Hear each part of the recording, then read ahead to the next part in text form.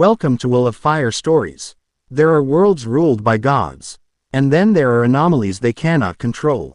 What if Naruto Uzumaki crossed into a realm of devils, angels, fallen angels, and ancient deities, not as a servant, not as a weapon, but as something they could neither command nor destroy?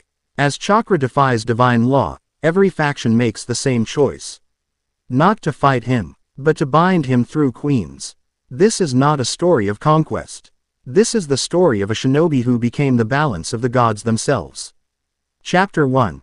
The Maelstrom Among the Stars. The sky didn't fall, it shattered. Naruto Uzumaki didn't feel like a hero. He felt like a dam battery that had been drained, recharged with lightning, and then short-circuited. 1 mile. Mute he was trading world-ending blows with Sasuke at the Valley of the End, the literal air screaming as their jutsu tore the fabric of reality a new one, and the next. Total, suffocating silence. The kind of silence that rings in your ears until you want to claw your brain out. He woke up face down in gold dust. Not dirt, not grime, actual, shimmering gold. Ugh!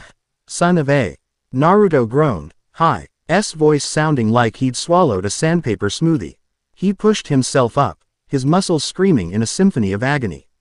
His orange jumpsuit was little more than scorched rags clinging to his frame, revealing the crisscrossing scars of a lifetime of bad decisions and worse enemies. He took a breath, and it hit him. This wasn't the elemental nations.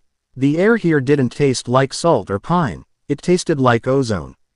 Ancient incense, and raw, unfiltered power. It was heavy, like trying to breathe through a wet wool blanket. Kurama, he rasped, reaching inward. Inside his mindscape, the Eat Orange Fox was pacing behind the bars, his tails lashing like whips. The sewer water was gone, replaced by a misty, ethereal void. Quiet, brat, the Nine Tails growled, though the usual bite was replaced by a sharp, predatory edge. We aren't in Kansas anymore. Whatever hole you punched in the world dragged us somewhere the rules don't apply. I can feel them. Beings. Things. Watching us from the rafters of the universe. Naruto stood up, swaying. He looked out and realized he wasn't on a planet. He was on a floating continent, an island of white marble and gold suspended in a sea of nebulae. Above him, 3 suns burned in different colors, crimson, azure, and a sickly, pale violet. Yo, anyone home? Naruto shouted, his voice echoing across the silent plaza of the gods. I'm looking for a way back. Or maybe a bowl of ramen if you're feeling hospitable. Your levity is a mask for your terror, mortal. The voice didn't come from a throat. It vibrated out of the very air, heavy enough to make Naruto's knees buckle. From the shimmering haze of the violet sun, a figure descended. She didn't walk. She simply existed closer and closer until she was there. She stood 10 feet tall, draped in silk that looked like captured starlight. Her skin was the color of obsidian, and her eyes were twin galaxies spinning in a void. This was Nyx, the primordial of the night, and she looked at Naruto like he was a particularly interesting bug that had just crawled onto her dinner plate. Mortal. Naruto spat, a grin, bloody and defiant, stretching across his face. He tapped his forehead protector. The metal dented but still shining. The name's Naruto Uzumaki, and I don't know what kind of god complex party this is, but I'm not really in the mood for the puny human speech. Nyx tilted her head, a movement so fluid it felt wrong. You carry the scent of a dying world and the spark of a caged sun. You have breached the high heavens, the nexus where the pantheons deliberate. To be here is a death sentence. To speak to me is a blasphemy. I've been told I'm pretty good at both, Naruto said, his hand dropping to the pouch at his hip. Empty. He didn't need tools, though. He was the tool. Look, lady, I don't want trouble. Just point me toward the exit. There is no exit for those who stumble into the Divine Council's backyard, a new voice boomed. From the shadows of the marble pillars, more stepped forth. A man with a beard of literal lightning, his eyes sparking with the fury of 1,000 storms, Zeus. Beside him, a woman with hair of living flames and skin like hammered bronze, Sekhmet. Behind them, dozens more, figures of myth and nightmare, each radiating a pressure that would have turned a normal man into a puddle of gore. Naruto felt Kurama's chakra begin to leak out. The familiar burning gold shroud flickering around his skin. His whiskers darkened, and his eyes shifted to that lethal cross shape. So that's how it is. Naruto's voice dropped an octave, the slang fading as the warrior took over. A whole bunch of gods versus one tired shinobi. Those aren't great odds for you guys. Zeus laughed, a sound like tectonic plates grinding. You possess a fragment of a beast's soul and you think yourself a threat. We have unmade stars, boy. We have woven the fates of entire civilizations before your world even learned to fire a kiln. Yeah, heard it all before, Naruto muttered, settling into a low crouch. The ground beneath his feet began to crack, the gold dust swirling in a mini cyclone. Big talk for people who hide behind fancy chairs. If you're gonna kill me, stop yapping and try. The air ignited. Zeus didn't move his hand, he just thought of fire. A bolt of pure, white-hot sovereignty descended from the blue sun, targeting Naruto's head. It moved faster than light, faster than thought. Naruto didn't dodge, he moved. The Kage Bunshin wasn't just a trick anymore. With the six paths chakra simmering in his veins, he didn't just make copies, he fractured reality. A dozen Narutos appeared, each one a solid mass of golden energy. They moved in a blur of orange and black, weaving through the lightning like it was slow-motion rain. Rasengan. The roar of the rotating sphere drowned out the celestial choir. It wasn't the blue orb of his youth. It was a chaotic, swirling mass of lava, wind, and magnetic sand, a tailed beast bomb Rasenshuriken. Shrunk down to the size of a baseball but packed with the density of a collapsing star. Naruto slammed it into the marble floor at the center of the gods' circle. The explosion didn't just blow things up. It warped the gravity of the floating island. The gods, the minor ones at the fringes, were tossed like ragdolls as the shockwave tore through the celestial architecture. What is this? Sekhmet hissed, shielding her eyes as the dust settled. In the center of a massive, smoking crater, Naruto stood alone. But he wasn't the ragged kid anymore. The golden shroud had solidified into a regal cloak of flickering flame. 6 black orbs, truth-seeker spheres, orbited his back like a dark halo. He held a staff of black matte material that seemed to drink the light of the 3 suns. I told you, Naruto said, his voice echoing with a dual tone, his own in the deep, guttural bass of the fox. I'm not in the mood. I've fought gods before. I've fought the mother of all chakra. You guys, you're just louder. Nyx watched from the shadows, a strange, dark curiosity flickering in her galactic eyes. She didn't join the attack. She saw something the others were too arrogant to notice. This wasn't just power. This was will. A raw, unyielding refusal to be small. Enough. Zeus roared, his form growing until he towered over the plaza, his very presence threatening to crack the floating continent in half. You dare stain the high heavens with your filth. I will strip the soul from your bones and feed it to the void. Try it, Sparky, Naruto challenged, a feral, jagged grin splitting his face.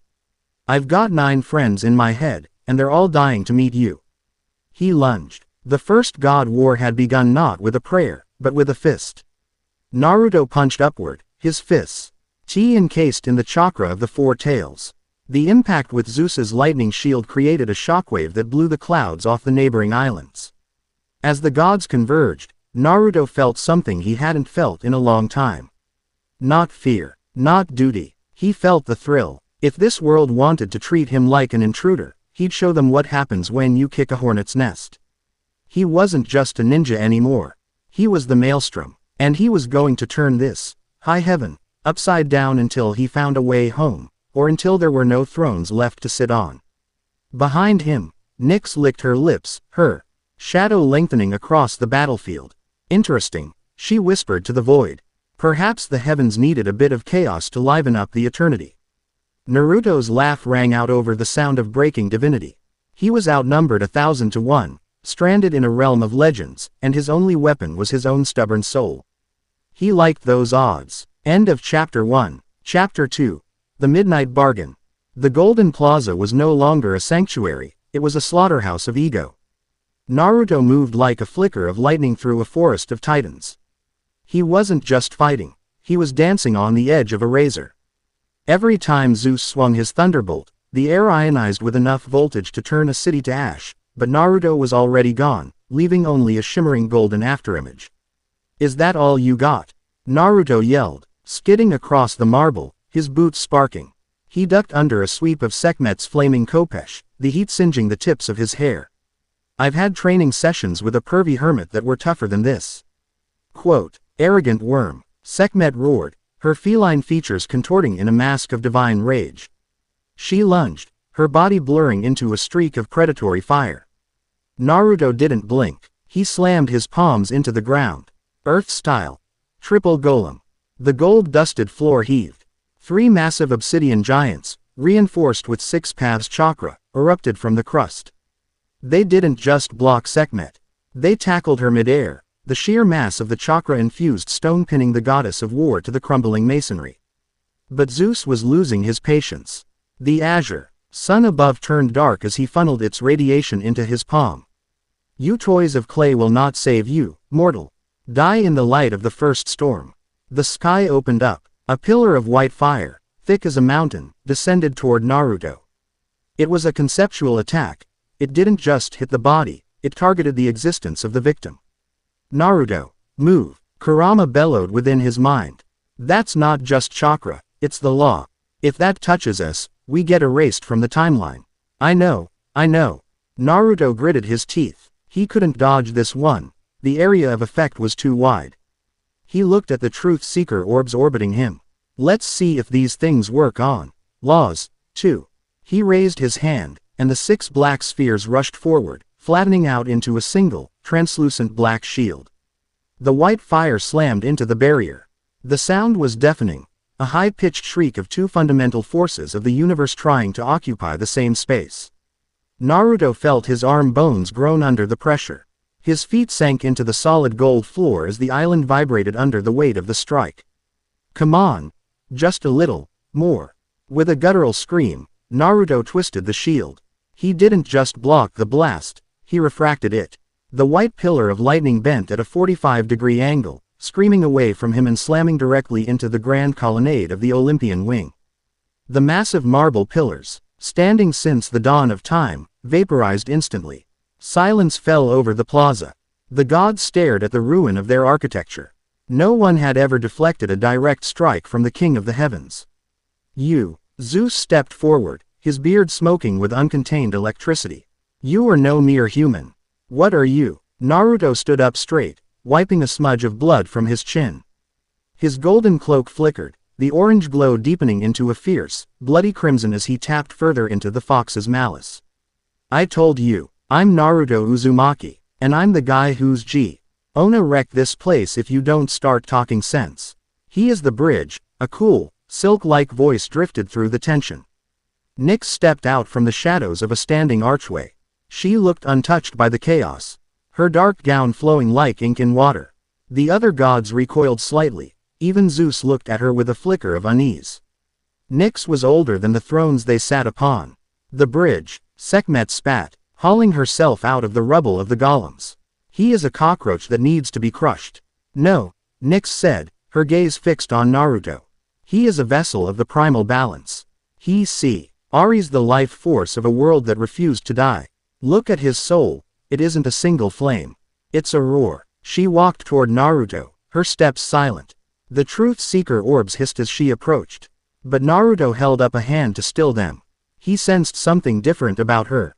She wasn't angry, she was hungry. Not for blood, but for something else. What do you want, Lady of the Night? Naruto asked, his eyes narrowing. A bargain, little maelstrom, Nyx whispered, now standing inches from him.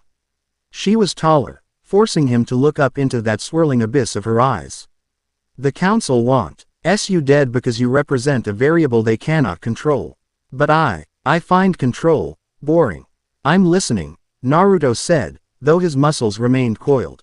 The pantheons are fractured, Nyx explained, her voice audible only to him. The Greeks, the Egyptians, the Norse, they bicker over the scraps of the mortal realms while a rot grows at the roots of the world tree. You are an anomaly. You exist outside their fate. Help me destabilize this stagnant peace, and I will show you the path back to your world. Naruto looked at the gathered gods, Zeus readying another bolt, Sekhmet nursing her bruised pride. And dozens of others whispering in the shadows. This place was just a bigger, shinier version of the hidden villages, locked in the same petty cycles of power.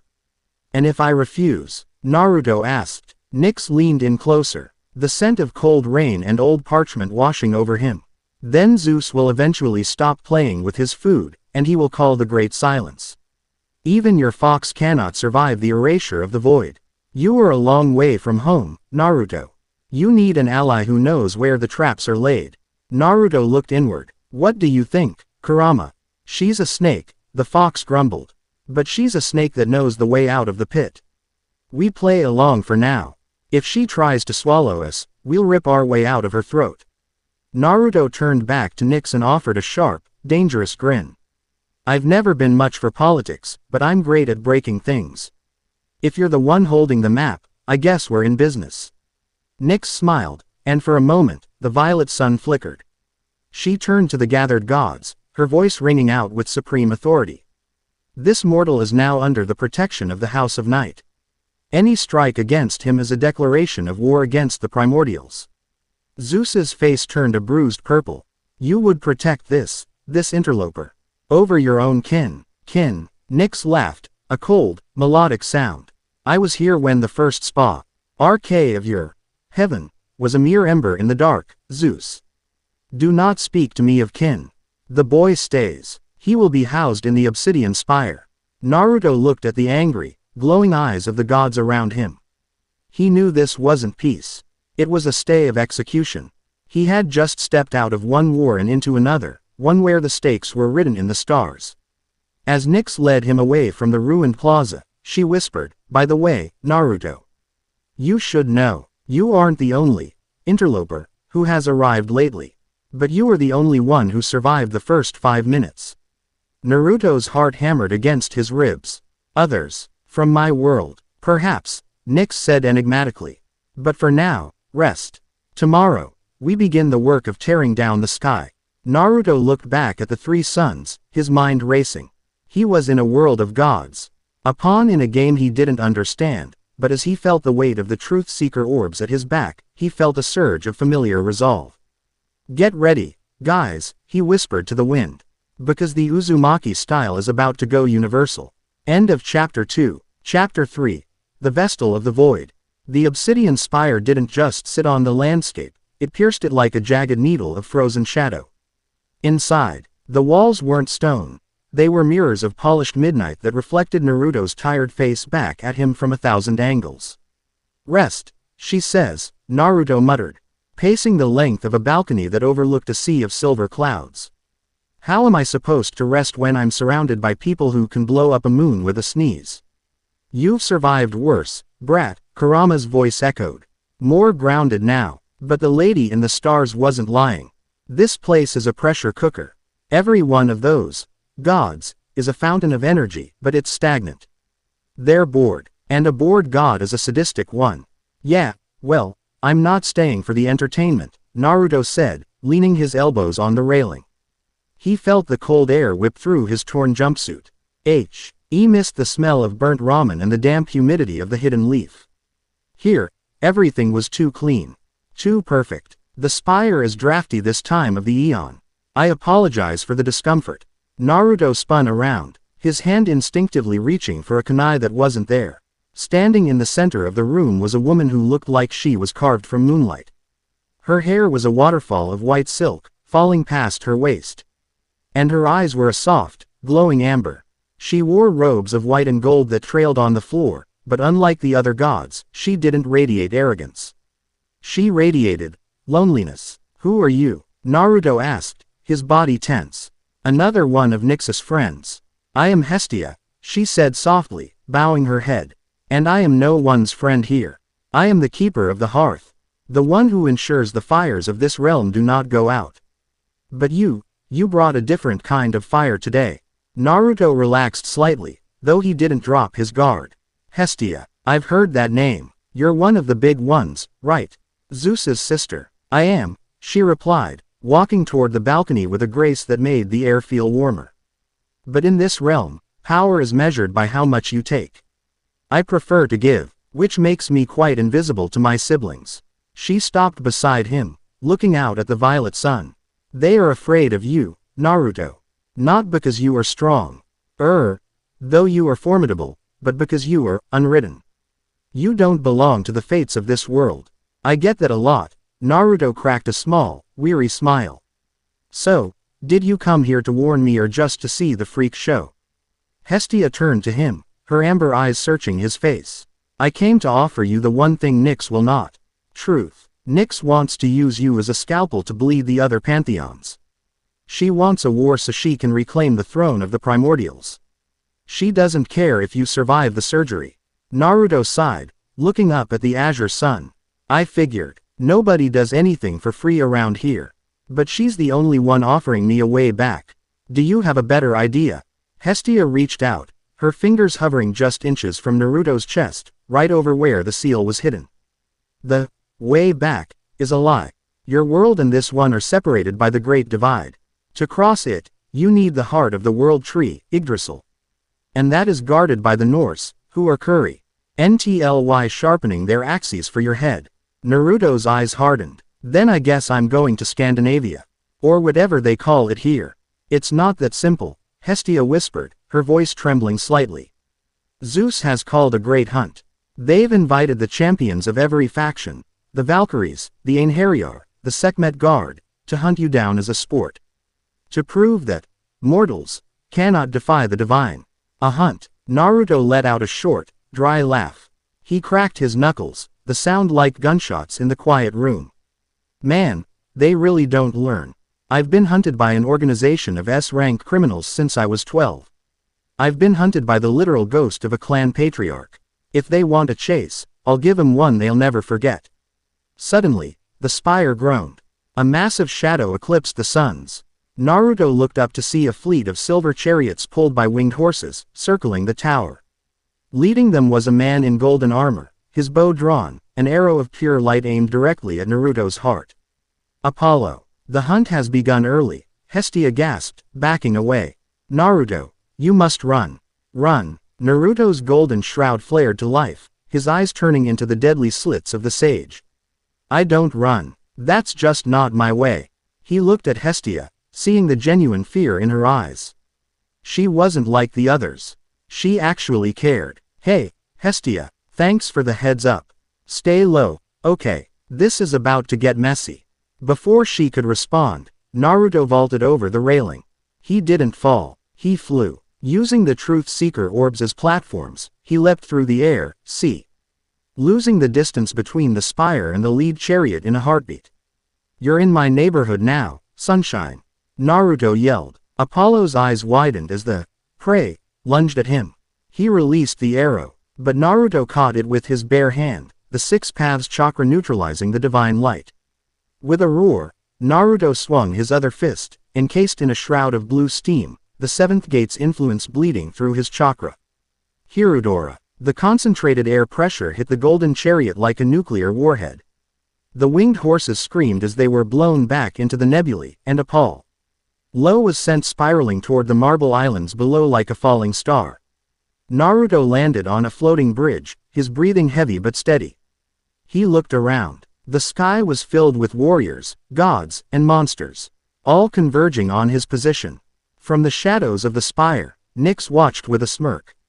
From the balcony, Hestia watched with a prayer. Naruto wiped his brow, the thrill of the fight finally washing away the exhaustion. He looked at the vast, glittering army of the heavens and pointed his thumb at his chest. Believe it, he shouted, his voice booming across the dimensions. Because I'm just getting started. The first wave of Valkyries descended, their spears glowing with frost. Naruto didn't flinch. He reached into his subconscious, pulling at the threads of the other tailed beast's powers. Son Goku, give me a hand. Lava erupted from the bridge, forming a defensive ring of molten rock. The world of the gods was about to learn that when you hunt a fox, you better be prepared for the fire. End of Chapter 3. Chapter 4. The Frost and the Fury. The air didn't just get cold, it turned into a weapon. As the Valkyries dove through the sulfurous steam of Naruto's lava defense, the temperature plummeted 100 degrees in a heartbeat. The molten rock hissed, turning into brittle, black obsidian that shattered under the weight of the divine wind. Leading the charge was a woman clad in wings of jagged ice. her eyes the color of a frozen sea.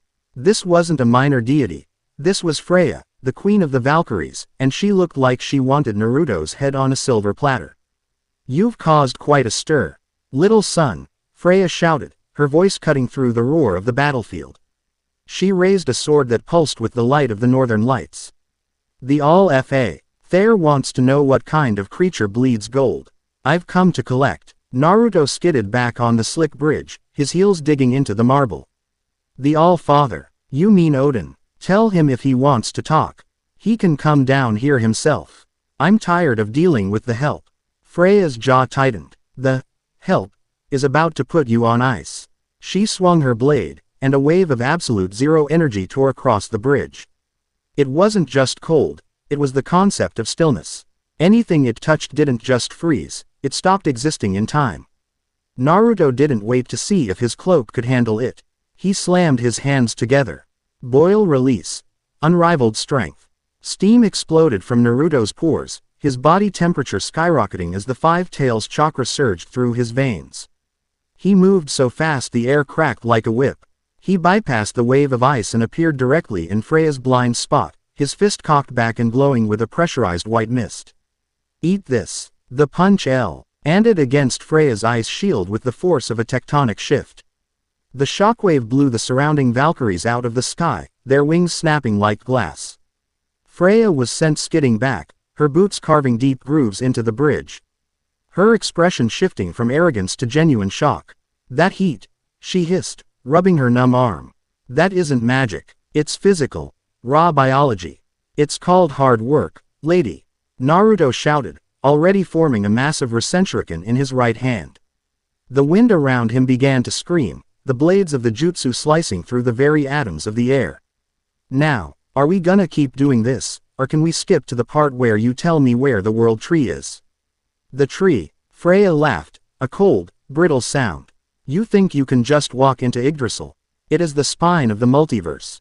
To touch it is to be consumed by the memories of every soul that ever lived. You would go mad before you reached the first branch." "I've got a lot of room in my head," Naruto countered. The resenshuriken expanding until it was the size of a house. "Trust me, I'm used to the noise." Suddenly, the bridge groaned. A massive shadow loomed over them both. From the mists below the floating island, a gargantuan serpent, miles long, its scales the color of oxidized copper, began to coil around the pillars of the high heavens. Jormungandr, the world serpent, had been stirred by the vibration of their battle. The gods in the chariots above began to panic, scattering as the serpent's head, larger than a cathedral, rose above the bridge. Its eyes were two burning pits of green poison. "Great," Naruto muttered, looking up at the monster. "Big snake. Why is it always a big snake?" "Naruto," Kurama warned, his voice a low vibration in the pit of Naruto's stomach. "That thing isn't just a beast. It's a literal manifestation of the planet's spite. Don't let it breathe on you." "Got it." Naruto looked at Freya, who had lowered her sword, her face pale. "Hey, Ice Queen, if that thing wrecks this bridge, we both fall into the void."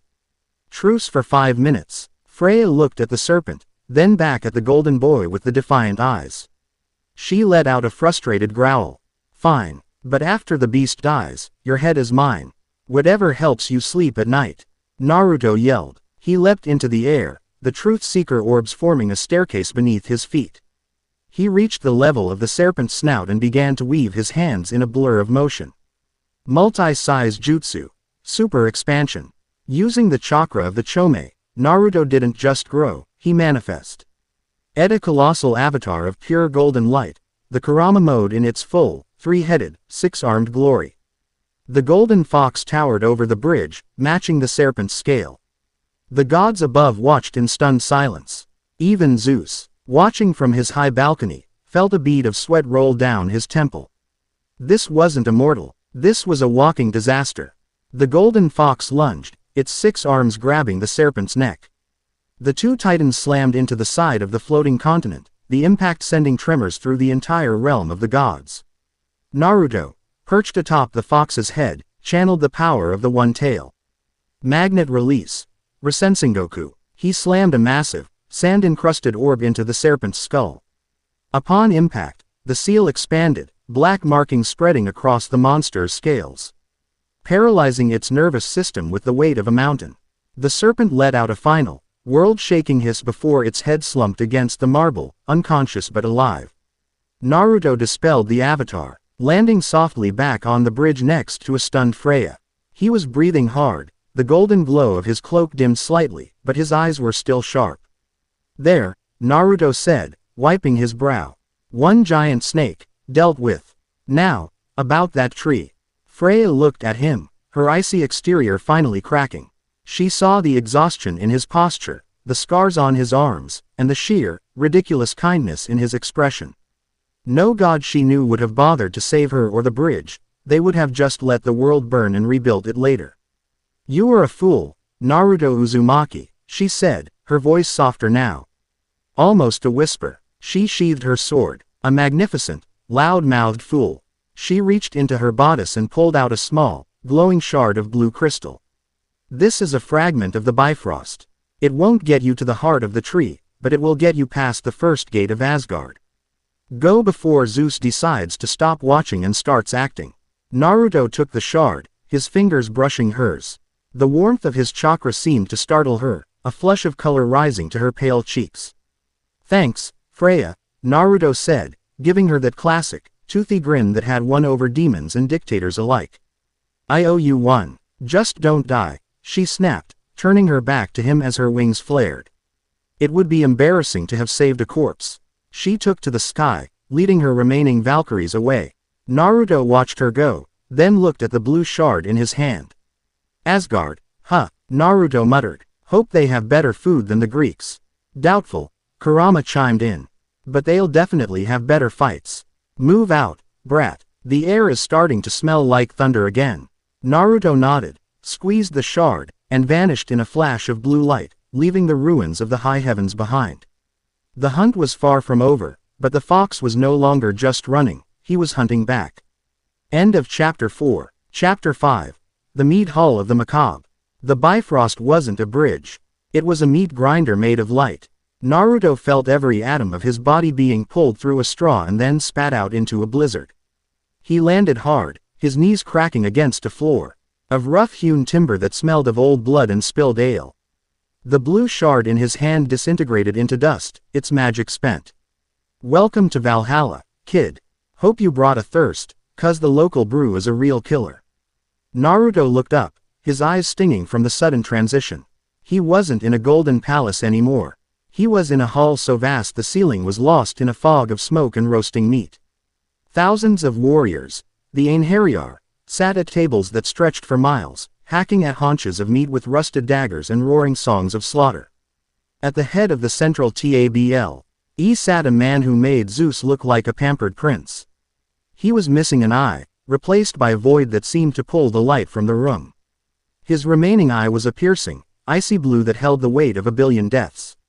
He clutched a spear of gnarled ash wood, Gingnur, and two ravens, blacker than coal, perched on his shoulders. "Odin," Naruto said, standing up and dusting off his rags. The golden cloak of his sage mode flickered low, a dim ember's glow in the shadow-heavy hall. "The boy who tamed the Midgard serpent," Odin rumbled. His voice didn't boom, it echoed in the marrow of Naruto's bones. "Freya spoke of your spirit. She said you have the heart of a wolf and the tongue of a jester. I see the fox, though. He's a grumpy one, isn't he? I'll show you grumpy, you old vulture," Kurama snarled, his voice vibrating through Naruto's chest. "Easy, Kurama," Naruto muttered. He looked Odin dead in the eye.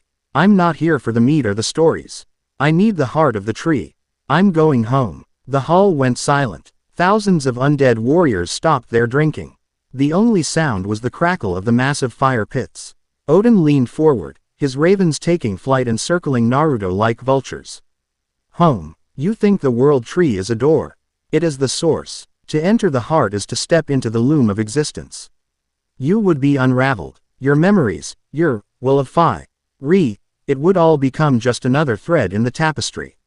"I've been unraveled before," Naruto said, his voice cold and steady. "I've had my soul pulled out by a guy with purple eyes. I've had my heart stopped. I'm still here. I don't care about the tapestry. I care about my friends. Loyalty, a woman's voice whispered from the shadows behind Odin's throne. A figure stepped forward, draped in furs and silver chainmail. Her skin was deathly pale, and her hair was a shocking split, one side lustrous black, the other a decaying, skeletal white. This was Hel, the goddess of the dead. She looked at Naruto with a mixture of pity and hunger. The souls of your world are calling to you, aren't they? Hel asked, her voice sounding like dry leaves skittering on a grave. I can hear them. They scream for their hero. But you are here, playing with gods, while your world turns to ash in the wake of your departure. Naruto's breath hitched. What do you mean, ash? The hole you tore in reality didn't just take you, Hel said. A cruel smile touching her living lip. It left a wound, a void that is swallowing the elemental nations. Every second you stay here, another soul enters my domain from your home. Naruto's aura exploded. The golden fire roared back to life, turning the smoky hull into a blinding furnace. The tables nearby caught fire, and the Einherjar scrambled back from the sudden heat. Stop lying, Naruto roared, his pupils narrowing into lethal crosses. I felt the seal. I saved them. You saved the world, but you broke the cage, Odin said, standing up. He leveled Gingnur at Naruto's throat. And now, the cage is collapsing. If you want to save what's left, you must prove you can survive the heart. But there is a price. The tree demands a sacrifice. A soul of equal weight to the one it returns. Naruto didn't hesitate. Take mine. Just get me back there long enough to fix it. The hell you will, Kurama roared. Naruto, don't listen to this old man. He's playing you. I have a better idea. Hel whispered, sliding closer to Naruto, her cold fingers trailing over his shoulder. The touch felt like ice water in his veins. The tree doesn't just want a soul. It wants a balance. There is a goddess who has been trapped in the roots of the tree for eons. A traitor to the gods. Free her, and she will take your place in the void. You go home. She gets her revenge. The tree is satisfied. Who? Naruto asked, his eyes darting between Odin and Hel. Eris. Odin spat the name like it was poison. The goddess of discord. She was locked away because she wouldn't play the game. She would see all our thrones burn. If you free her, you unleash a plague upon the heavens. Naruto looked at his hands, the hands that had held his friends, the hands that had ended a war. He saw the choice. Save his world by unleashing a monster on this one, or stay here and watch everyone he loved fade away. Is she really a monster? Naruto asked, looking at Hel. Or is she just someone you couldn't control? Hel laughed, a rattling sound. Does it matter? She is the key. She is currently being guarded by the Norns at the Well of Erd. To get to her, you have to fight your way through the fates themselves. Naruto tightened his grip on his staff.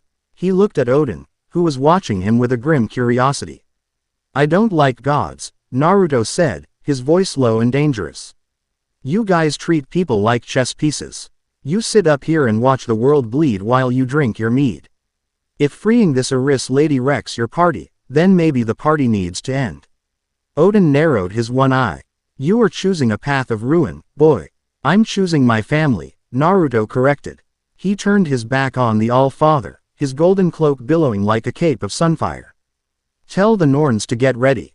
I'm coming for the well. As Naruto stormed out of the hall, the frost biting at his heels, Hel turned to Odin.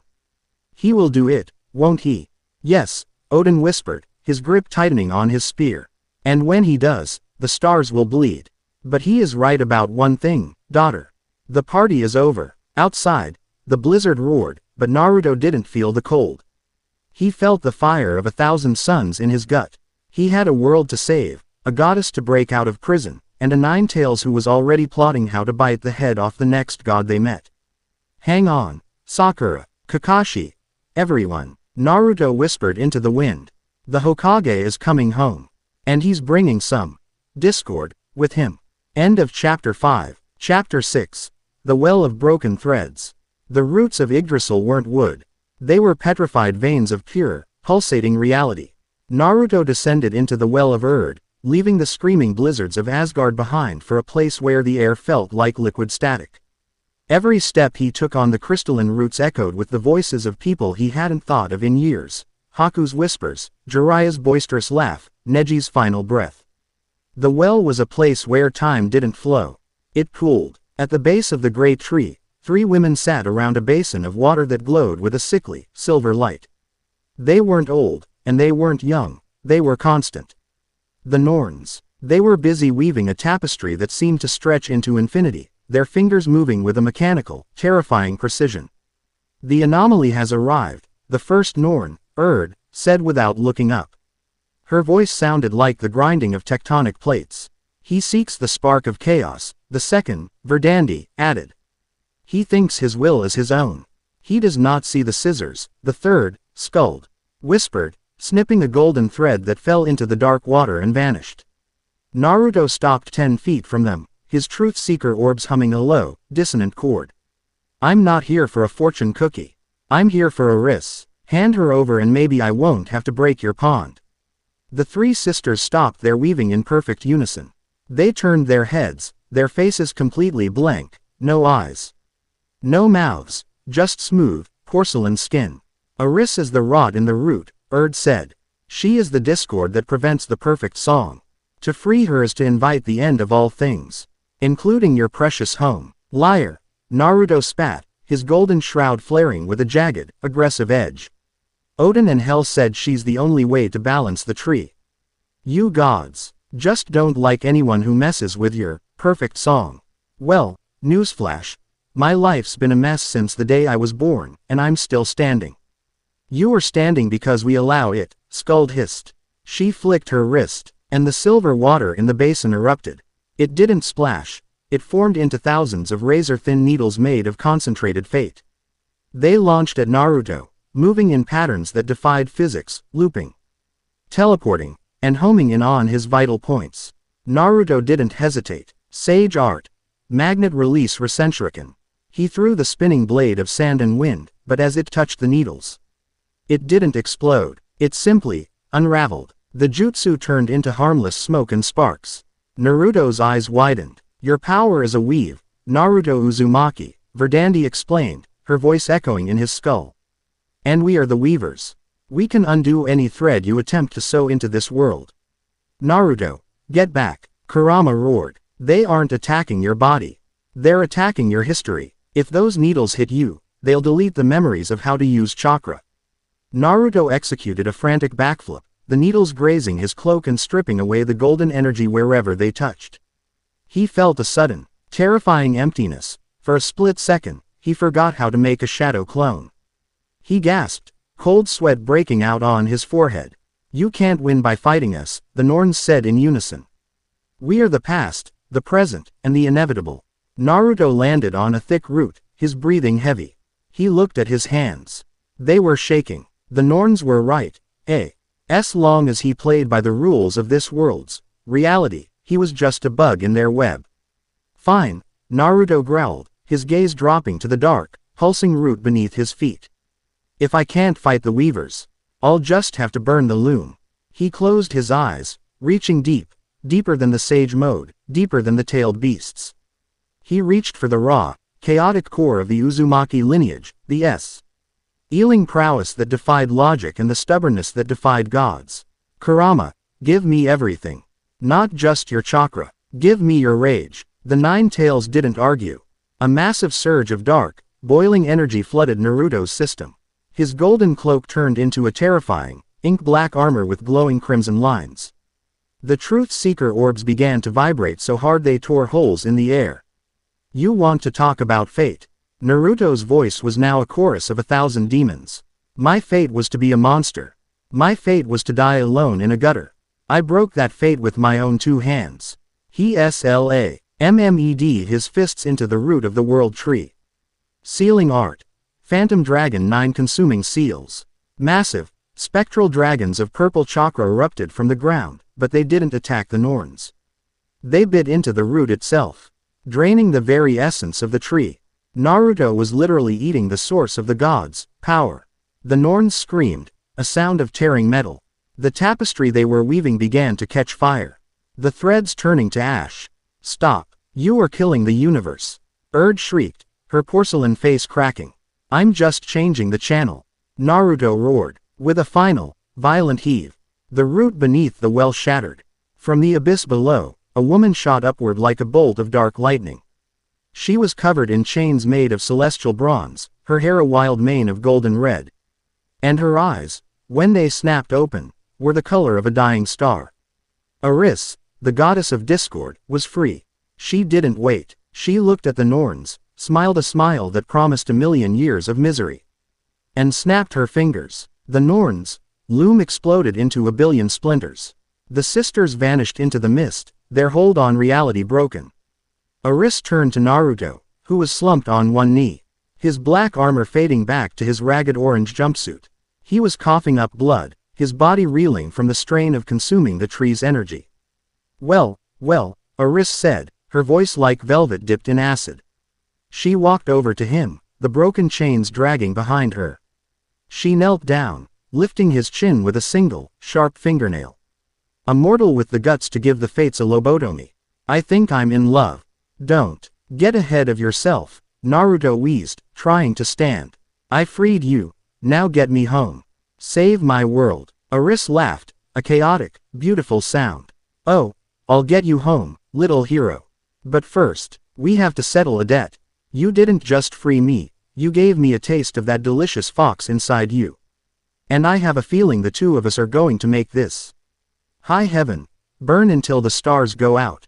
She leaned in and kissed his forehead. Naruto felt a jolt of pure, unadulterated chaos surge through him, stitching his wounds with dark energy.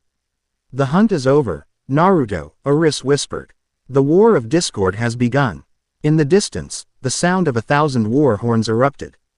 The gods were coming, but Naruto didn't care. He looked at Eris, then at his own glowing hands, and felt the weight of a world he was about to shatter. End of Chapter 6. Chapter 7. The Architecture of Chaos. The Well of Erd was no longer a place of prophecy, it was a crime scene. Naruto stood in the center of the wreckage, the metallic tang of ozone and ancient wood sap filling his lungs. Beside him, Eris was stretching like a cat that had been locked in a cage for a century. She didn't look like a prisoner. She looked like the punchline to a joke the universe wasn't ready to hear. Her presence felt like a constant itch at the back of Naruto's brain, a frequency that shouldn't exist. You look like hell, Blondie, Eris remarked, eyeing the shredded remains of his jumpsuit. With a casual flick of her wrist, she pulled a thread of raw reality from the air and tossed it at him. The energy hit Naruto, knitting his clothes back together into a dark, tactical version of his traditional gear, black fabric reinforced with golden plates that pulsed like a heartbeat. Keep the fashion tips for later, Naruto grunted, testing his weight. His chakra felt different. It was no longer a smooth river, it was a jagged, thrumming engine. You said you'd get me home. You said you'd fix the hole I left in my world. Start talking before I decide to put those chains back on you. Eris let out a melodic, mocking laugh. Put them back, honey, you didn't just break the lock, you melted the door. But don't get your panties in a bunch. I keep my word. To save your world, we need to stabilize the heart of the tree. And to do that, we need the ambrosia of the void. It's tucked away in the deepest cellar of the Egyptian pantheon, the duat. The duat. Kurama's voice was a low growl of caution. That's the underworld, Naruto. The place where souls get weighed against a feather. It's a one-way trip for most. Then it's a good thing I've never been. Most people, Naruto said, his eyes sharpening. He turned to Eris. How do we get there? I'm guessing there's no bus. Better, Eris smirked. She grabbed his arm, and the world didn't just move, it folded. They reappeared in a realm of blistering heat and shifting sands. But the sand wasn't tan, it was blood red, and the sky above was a vast, inverted pyramid of obsidian. This was the entrance to the duat, the gateway of the Egyptian gods. Standing at the threshold was a figure that made the hair on Naruto's neck stand up. A man, or a god, with the head of a jackal and skin as black as the space between stars. He held a staff topped with a golden ankh, and his eyes burned with a cold, judicial flame. Anubis. Eris, the jackal god intoned, his voice sounding like dry bone scraping on stone. You have escaped your confinement only to trespass in the halls of judgment. And you bring a living soul whose weight is immeasurable. Hey there, dog breath, Naruto called out, stepping forward. He didn't wait for the pleasantries. He knew how these guys operated now. We're in a bit of a rush. We need the ambrosia. You can give it to us the easy way. Or we can do the whole, epic battle, thing. Personally, I'm starving, so the easy way sounds great. Anubis tilted his head. You speak with the arrogance of a king, yet you smell of the gutter. You wish to enter the scales. Very well, but the price of entry is not gold or blood. It is a piece of your spirit. You must face the trial of the 12 hours. Suddenly, the red sands began to swirl, forming 12 massive pillars that surrounded Naruto and Aris. Each pillar depicted a different horror: betrayal, loss, the death of friends, the failure of dreams. Naruto, don't listen to him. Aris hissed, her chaotic aura flickering. He's trying to trap you in your own regrets. If you engage with the trials, you'll never come out. I've spent my whole life engaging with my regrets, Aris. Naruto said quietly. He looked at the pillar depicting a young boy sitting alone on a swing, ignored by an entire village. That's where I get my strength. He walked toward the first pillar. As he touched it, the world dissolved. He wasn't in the duat anymore. He was back in the hidden leaf, but the sky was red, and the streets were paved with the bodies of his friends. He saw Sakura, her eyes vacant, clutching a medical kit that couldn't fix a broken world. He saw Sasuke, his Rinnegan shattered, pinned to a wall by black rods. This is your fault, a voice whispered from the shadows. It was his own voice, the dark, hateful version of himself from the falls of truth. You took the power of the gods, but you couldn't save a single soul. You left them to Orochi while you played hero in another dimension. Naruto felt a weight settle on his chest, a crushing pressure that threatened to stop his heart. The Nine Tails was silent. Here, in the trial of the soul, even the fox couldn't help him. You're right, Naruto whispered, his voice cracking. He looked at the carnage. I failed them. I left them behind. The dark Naruto stepped out of the shadows, a jagged blade of purple chakra in his hand. Then lie down and die. Give your soul to the duat. At least then you'll be with them in the dirt. Naruto looked at the blade, then up at the red sky. He remembered the feeling of Iruka's hand on his shoulder. He remembered Kakashi's lessons. He remembered the promise he made to never give up. No, Naruto said, his voice gaining strength. I failed them once, but if I give up now, I fail them forever. My regrets aren't a cage, they're the fuel. He reached out and grabbed the dark Naruto's blade with his bare hand. The chakra burned, but he didn't let go. He pulled his dark half into a hug. I know you're hurting. I know you're scared, but we've got work to do. The dark Naruto froze, then slowly dissolved into golden light, flowing back into Naruto's chest. The red world shattered like glass. Naruto was back in the duat. The first pillar had crumbled into dust. Anubis stared, his jaw slightly agape. You embraced the shadow. No soul has ever done that. They always fight it. They always drown. I'm a bit of an expert at drowning, Naruto said, wiping a tear he didn't realize had fallen. He looked at the remaining 11 pillars. Who's next? Before Anubis could respond, a thunderous roar echoed from the obsidian pyramid. The ground shook as a massive, lion-headed goddess emerged, her skin glowing like molten copper and her eyes filled with a berserker's joy. Sekhmet had returned, and she wasn't alone. Behind her stood Bastet, clutching ivory daggers, and Horus, his hawk eyes locked onto Naruto's heart. The jackal is too slow. Sekhmet roared. The All-Father has put a bounty on your head, mortal. Every drop of your golden blood is worth a galaxy. I will drink until the sun goes dark. Aris stepped in front of Naruto, her hands glowing with chaotic violet energy. Looks like the easy way is off the table, Blondie. You handle the cats, I'll find the ambrosia. Fine by me, Naruto yelled. He didn't go for the sage mode. He went for something rawer. He tapped into the Two Tails blue fire and the Seven Tails flight. Wings of shimmering blue flame erupted from his back, and his speed doubled. He collided with Sekhmet midair, the impact creating a dome of fire that vaporized the red sand for miles. Naruto wasn't just punching, he was weaving seals into every strike. Each time his fist hit her armor, a black marking appeared. Sage art. Blue flame sealing palms. Sekhmet laughed, swinging her khopesh with the force of a hurricane. Your seals cannot hold a goddess of war. Maybe not. Naruto grinned, flipping over her blade. But they can distract you while I do this. He slammed his palms together. Multi-shadow clone jutsu. God Killer Edition. 1,000 Narutos, each wrapped in blue fire, filled the duet. They didn't just attack, they formed a massive, living net, surrounding the Egyptian gods. The air became a chaotic mess of blue fire, golden light, and the screams of divine fury. In the center of the madness, Naruto saw a wrist slip into the pyramid. He knew he didn't have much time. The 12 hours were ticking, and the entire Egyptian pantheon was waking up. Kurama, let's give him a grand finale.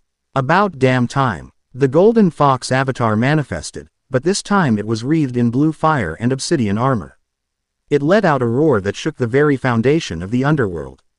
Naruto stood on its head, his hands forming the sign for the ultimate jutsu. You want to weigh my soul? Naruto shouted at Anubis, who was watching from the sidelines. Then weigh this. Tailed beast planetary recentricon. The massive sphere formed above the fox's heads, a swirling galaxy of destruction.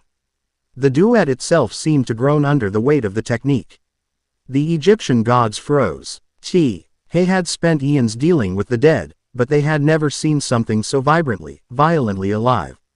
As Naruto prepared to drop the sun on the underworld, he felt a surge of hope. He was closer. He could feel the threads of his home vibrating in the distance. The gods had power, but Naruto Uzumaki had a deadline.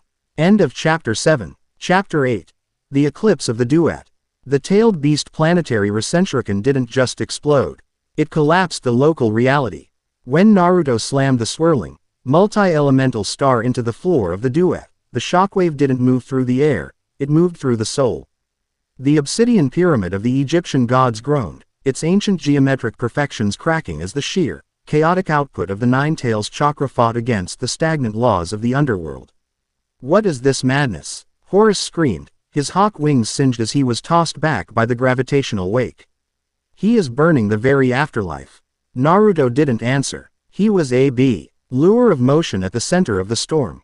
He wasn't just fighting gods, he was dismantling a system. Every time Sekhmet lunged with her flaming blades, Naruto parried with a truth seeker rod, the Impa.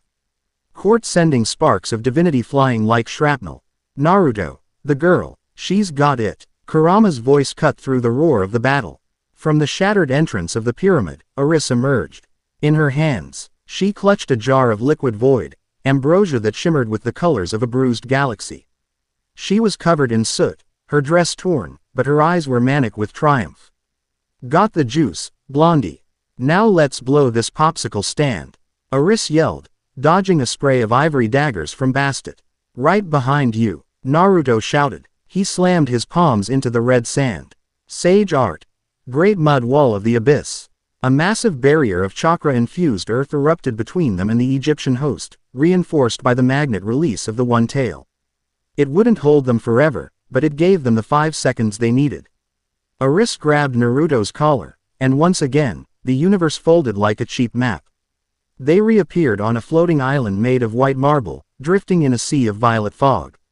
The air was cold, silent, and smelled of ozone. Naruto collapsed to one knee, his golden cloak flickering out.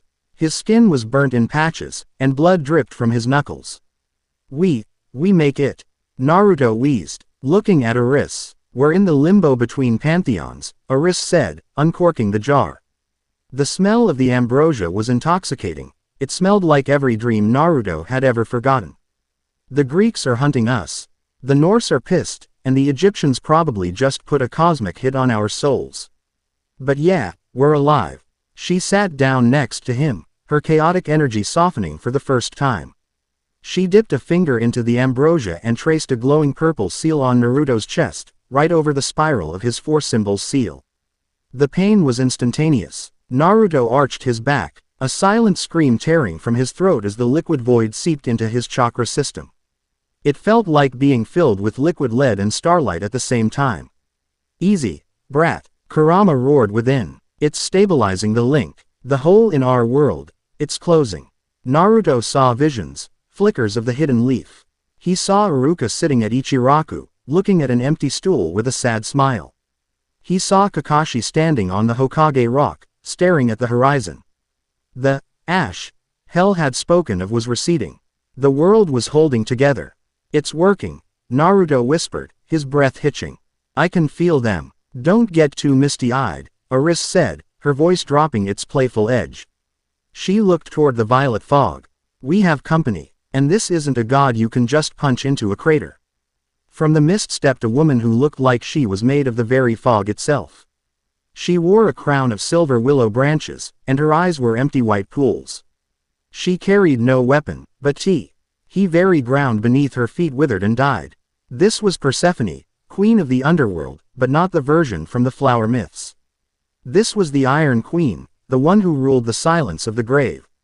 Aris, Persephone said, her voice a chilling monotone. You have stolen the nectar of the void. You have disrupted the balance of the three suns. My husband, Hades, demands your return to the Tartarus pits. Hades can suck an egg, Aris snapped, though Naruto noticed she was backing away. We're busy saving a universe, Queenie. Go back to your pomegranates. Persephone looked at Naruto. And you, the maelstrom, you think you are a hero because you fight with fire. But fire eventually goes out. Everything comes to the dark in the end. Why struggle? Naruto stood up, his legs shaking but his gaze unwavering. He didn't summon the fox. He didn't use the sage mode. He just stood there as a man. Because the struggle is the point, Naruto said. My world isn't perfect. It's full of idiots and wars and people who make mistakes. But it's mine. And if your husband wants to take it, tell him he's gonna have to come through me. Persephone sighed, a sound like a final breath. Then let the shadows claim you. She raised her hand, and the violet fog turned into thousands of spectral hands, reaching out from the ground to pull Naruto into the earth. The temperature dropped until the air itself began to crack. Naruto looked at Aris. Can you get us out of here? I'm tapped, Naruto. The ambrosia took everything I had to stabilize your seal. Fine, Naruto growled. He looked at the oncoming tide of ghosts. He reached into his pouch and pulled out a single, battered kunai, the one with the flying Raijin seal. He didn't have the mark in this world, but he had the memory. Kurama, one last push. Not for power, for speed. Do it, Naruto. Naruto didn't use a jutsu. He used a prayer. He threw the kunai into the heart of the fog. As it spun through the air, he focused every ounce of his will of fire into a single point. Flash. The violet fog was torn asunder by a streak of yellow light. Naruto appeared behind Persephone, his hand glowing with a pure, white Rasengan, not of chakra, but of pure life energy. I'm not going to the dark yet, Naruto whispered. He slammed the orb into the ground at Persephone's feet. The light didn't kill her, it blinded the shadows. In that moment of divine hesitation, Naruto grabbed Aris and leapt off the edge of the floating island into the nothingness below. What are you doing? Aris screamed as they plummeted into the nebulae. Trusting the wind, Naruto yelled back. As they fell through the layers of the heavens, Naruto saw the three suns beginning to align. The great eclipse was coming, the moment when the pantheons would be at their weakest. He was tired, he was broken, but as the cold of the void rushed to meet him, Naruto Uzumaki felt a grin stretching across his face. The gods had the power, but the fox had the momentum. End of Chapter 8. Chapter 9. The Pandemonium Protocol. The fall through the celestial strata felt like being dragged through a kaleidoscope of glass and static. Naruto and Aris didn't just drop, they tumbled through the between. The friction of their passage igniting the very air until they looked like a twin-headed comet screaming toward the foundation of the world. They slammed into Allah, an escape that shouldn't exist, a graveyard of dead realities. Here, the sky was a bruised charcoal, and the ground was composed of rusted gears and fossilized giant bones. This was the scrapyard of creation, the place where the gods threw the things they couldn't fix or dared not destroy. Way to stick the landing, Aris wheezed, her hair a tangled mess of copper wire and starlight. She was led across the ribcage of a long-dead colossus. Naruto crawled out of a crater of rusted iron, his body smoking. The golden plates of his new armor were dented, and his breath came in ragged, wet hitches. I've had worse falls. Usually involves a giant toad, though. He looked around. The air was thick with the smell of old grease and ozone. In the distance, massive structures, ruined thrones and shattered pillars of heaven loomed like the ghosts of ancient empires. Naruto. Kurama's voice was uncharacteristically quiet, laced with a cold dread. Look up. The suns. Naruto tilted his head back. The three suns, crimson, azure, and violet, were no longer scattered. They were converging, their edges beginning to overlap in a slow, celestial dance. The light they cast was a sickly, washed-out gray that turned the shadows into long, predatory claws. The alignment, Aris whispered, standing up and dusting off her shredded dress. Her playful demeanor was gone, replaced by a sharp, jagged intensity. When those three hearts beat as one, the barrier between all worlds becomes as thin as a soap bubble. That's when the great silence happens, the reset button. The gods plan to wipe the slate clean. No more Greeks, no more Norse, and definitely no more elemental nations. Not on my watch, Naruto growled, forcing himself to stand. His knees popped, and a sharp pain flared in his side. Probably a broken rib or two, but he pushed it into the box where he kept his agony. How do we stop it? There's gotta be a plug to pull or a guy to punch. It's not a guy, Naruto. It's the engine, Aris said, pointing toward the tallest peak in the scrapyard, a mountain of black obsidian that seemed to be pulsing with a rhythmic, mechanical hum. The loom of Atropos. It's the backup system for reality. If we can seize the engine, we can redirect the energy of the alignment to heal your world instead of erasing it.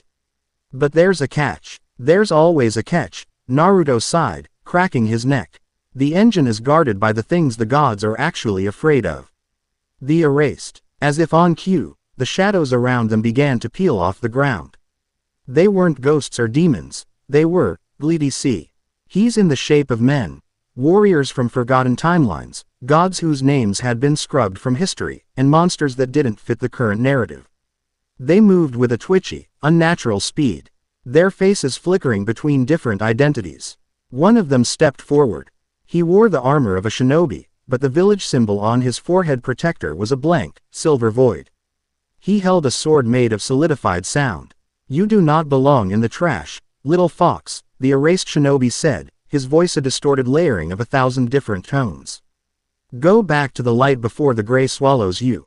Sorry, pal, Naruto said, his eyes shifting into the orange-rimmed pits of the sage. He didn't use the fox cloak yet, he needed to conserve his remaining chakra. I'm a bit of a collector of lost causes.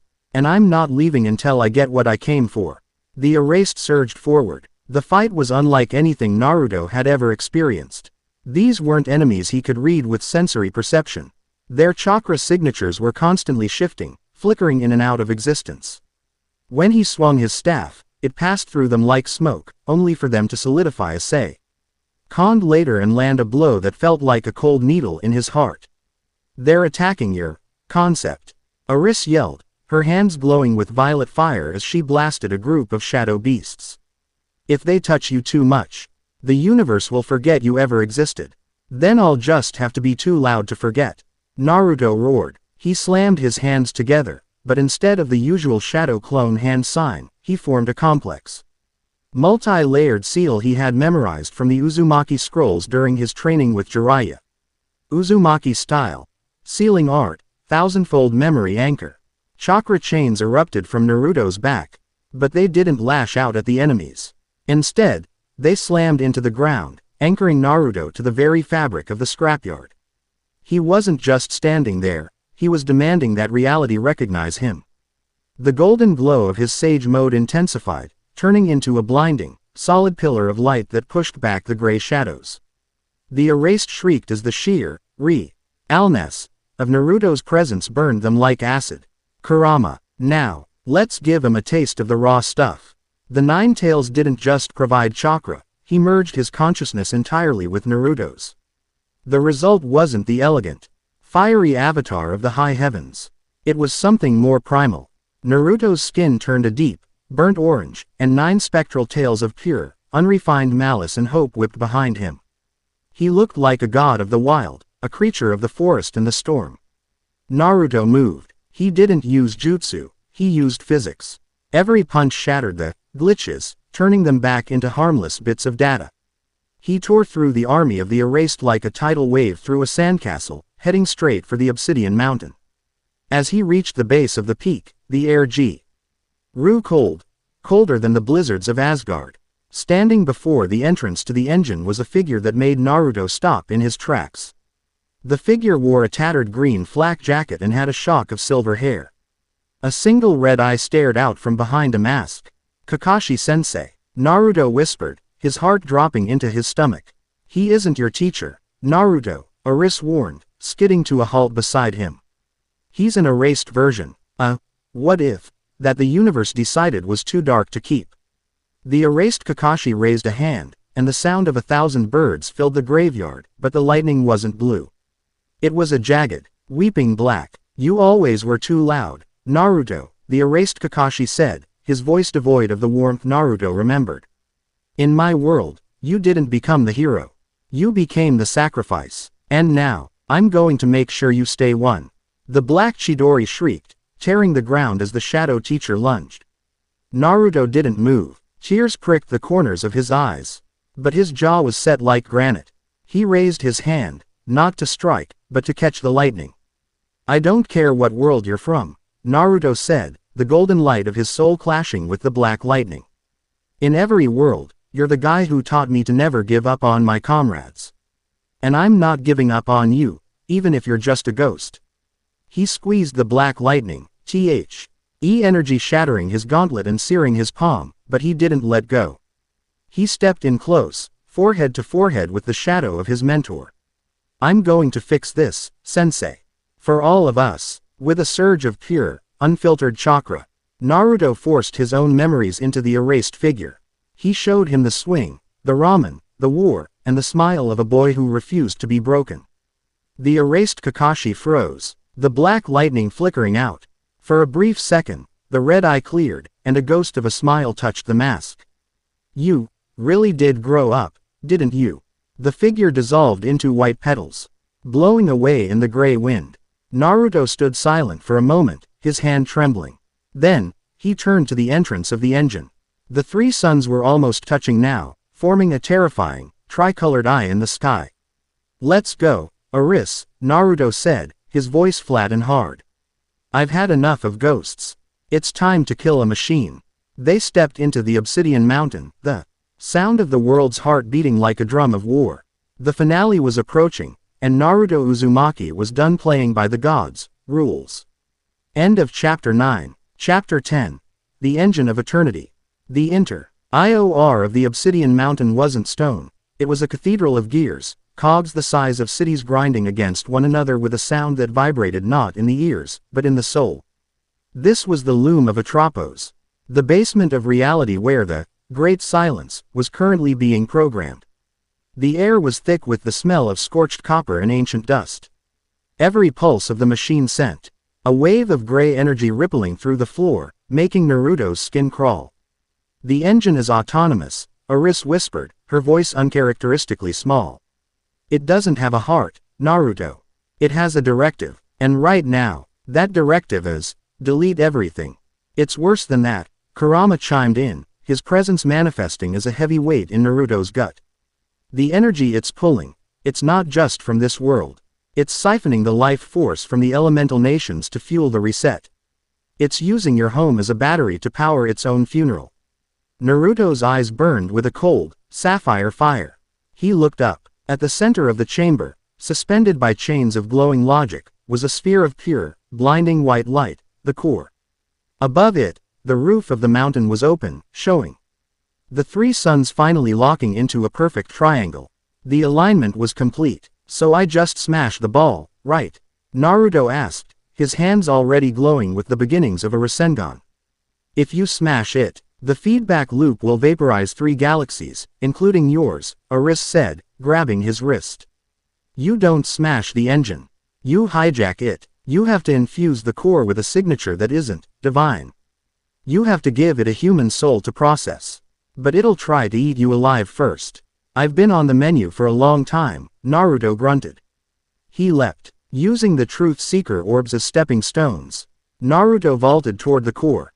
As he drew closer, the gravity began to warp. Up became down, left became a color, and time began to loop. He saw himself as a child, then as a Hokage, then as a skeleton. All in the blink of an eye. Access denied. A voice boomed, not from a person, but from the machine itself. Massive mechanical arms, forged from the same metal as the scrapyard's colossi, erupted from the walls. They moved with the precision of a clock and the speed of a lightning bolt. Naruto spun in midair, a shadow clone appearing just long enough to kick him out of the path of a crushing pincer. Sage art. Magnet release, infinite sand burial. Naruto slammed his palms against the side of one of the arms. Sand infused with the one-tail's chakra crawled over the metal, attempting to jam the gears. The machine groaned, sparks the size of houses flying as the sand ground into its joints. But the engine was infinite. For every arm Naruto disabled, 3 more took its place. Naruto. The core. Aris screamed from below. She was fighting off a swarm of sentinel drones that looked like clockwork crows. You have to touch it. You have to dump your chakra into the center.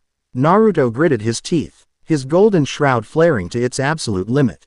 He wasn't just using Kurama's chakra anymore. He was pulling from the Son Goku's lava, Matabi's blue fire, and Saiken's corrosive alkali. He became a multicolored streak of elemental fury, weaving through the mechanical nightmare. He reached the core. The heat was unbearable. It wasn't the heat of fire, it was the heat of pure information. Naruto reached out his hand, his fingers trembling. The moment his skin touched the white light, the world vanished. He was standing in a white void. There was no Kurama, no Aris, just Naruto and a massive, glowing eye that stared through him. Query. The eye spoke. Identify the source of the anomaly. My name is Naruto Uzumaki, he said, his voice steady.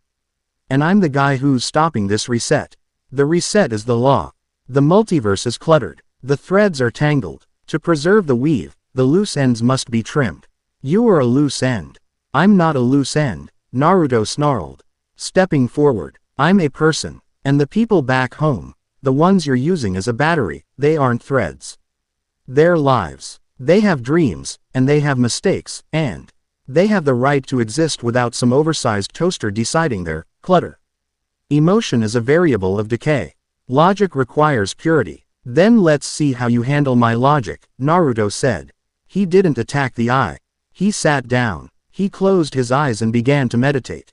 He reached into the deepest part of his being, the place where he stored the memories of every person he had ever fought, every friend he had ever made, and every pain he had ever endured. You want to process me? Naruto whispered. Then process everything. He opened the floodgates. The engine began to hum, but the sound shifted from a rhythmic throb to a frantic, high-pitched whine. Naruto wasn't sending chakra, he was sending empathy. He sent the feeling of Iruka's first bowl of ramen. He sent the grief of losing Jiraiya. He sent the stubborn hope of the allied shinobi forces. He sent the warmth of Hinata's hand and the rivalry of Sasuke's blade. The eye began to flicker. The white void cracked, showing glimpses of the scrapyard. Data. Excessive. The eye stammered. Inconsistency detected. The concept of sacrifice does not compute with self-preservation. The variable of love is causing a system-wide paradox. That's because life isn't a math problem. Naruto roared, standing up. His golden cloak was now shot through with veins of every color of the rainbow. It's a mess, and that mess is what makes it beautiful. He slammed his fist into the center of the eye. Sage art. Tailed beast remembrance Rasengan. The explosion wasn't physical, it was a wave of pure existence that washed over the scrapyard, the high heavens, and the underworlds. The gray energy of the alignment was suddenly dyed in the vibrant colors of Naruto's soul. Outside, the 3 suns didn't merge. They began to spin in a new pattern, a triangle of balance rather than a triangle of erasure. Inside the mountain, the engine began to break apart, not in a violent explosion, but in a graceful shedding of its mechanical skin. The gears turned into flower petals, the obsidian walls turned into clear glass. Naruto fell back, gasping for air as the white void dissolved. He was back in the chamber, but the core was no longer a blinding light. It was a small, pulsing seed of golden energy. Aris ran to him, catching him before he hit the ground. You did it. You crazy, loud-mouthed mortal. You broke the law. Naruto looked up at the ceiling. The sky wasn't gray anymore. It was a deep, healthy violet, filled with stars that seemed to be cheering. Is it over? Naruto wheezed. No, Aris said, her eyes looking toward the entrance of the chamber. The air shifted. The light from the new alignment hit the floor, and in the doorway stood the combined might of the pantheons. Zeus, Odin, Anubis, and a dozen others. They weren't looking at Naruto with rage anymore. They were looking at him with something far more dangerous, fear. They had seen a mortal rewrite the source code of their existence. And to a god, a mortal who can change the world is a mortal who must be ended. Zeus stepped forward, his thunderbolt crackling with a desperate, frantic energy. You have committed the ultimate sacrilege. You have stolen the loom. You have denied the silence.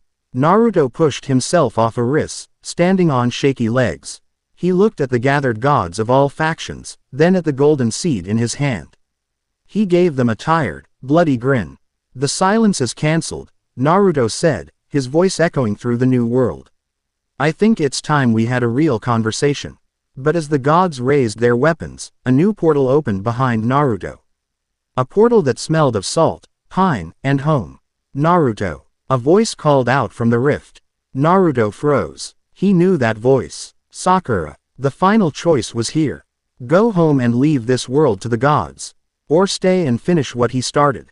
Naruto looked at Aris, who was watching him with a silent, desperate hope. He looked at the gods, who were ready to kill for their status quo.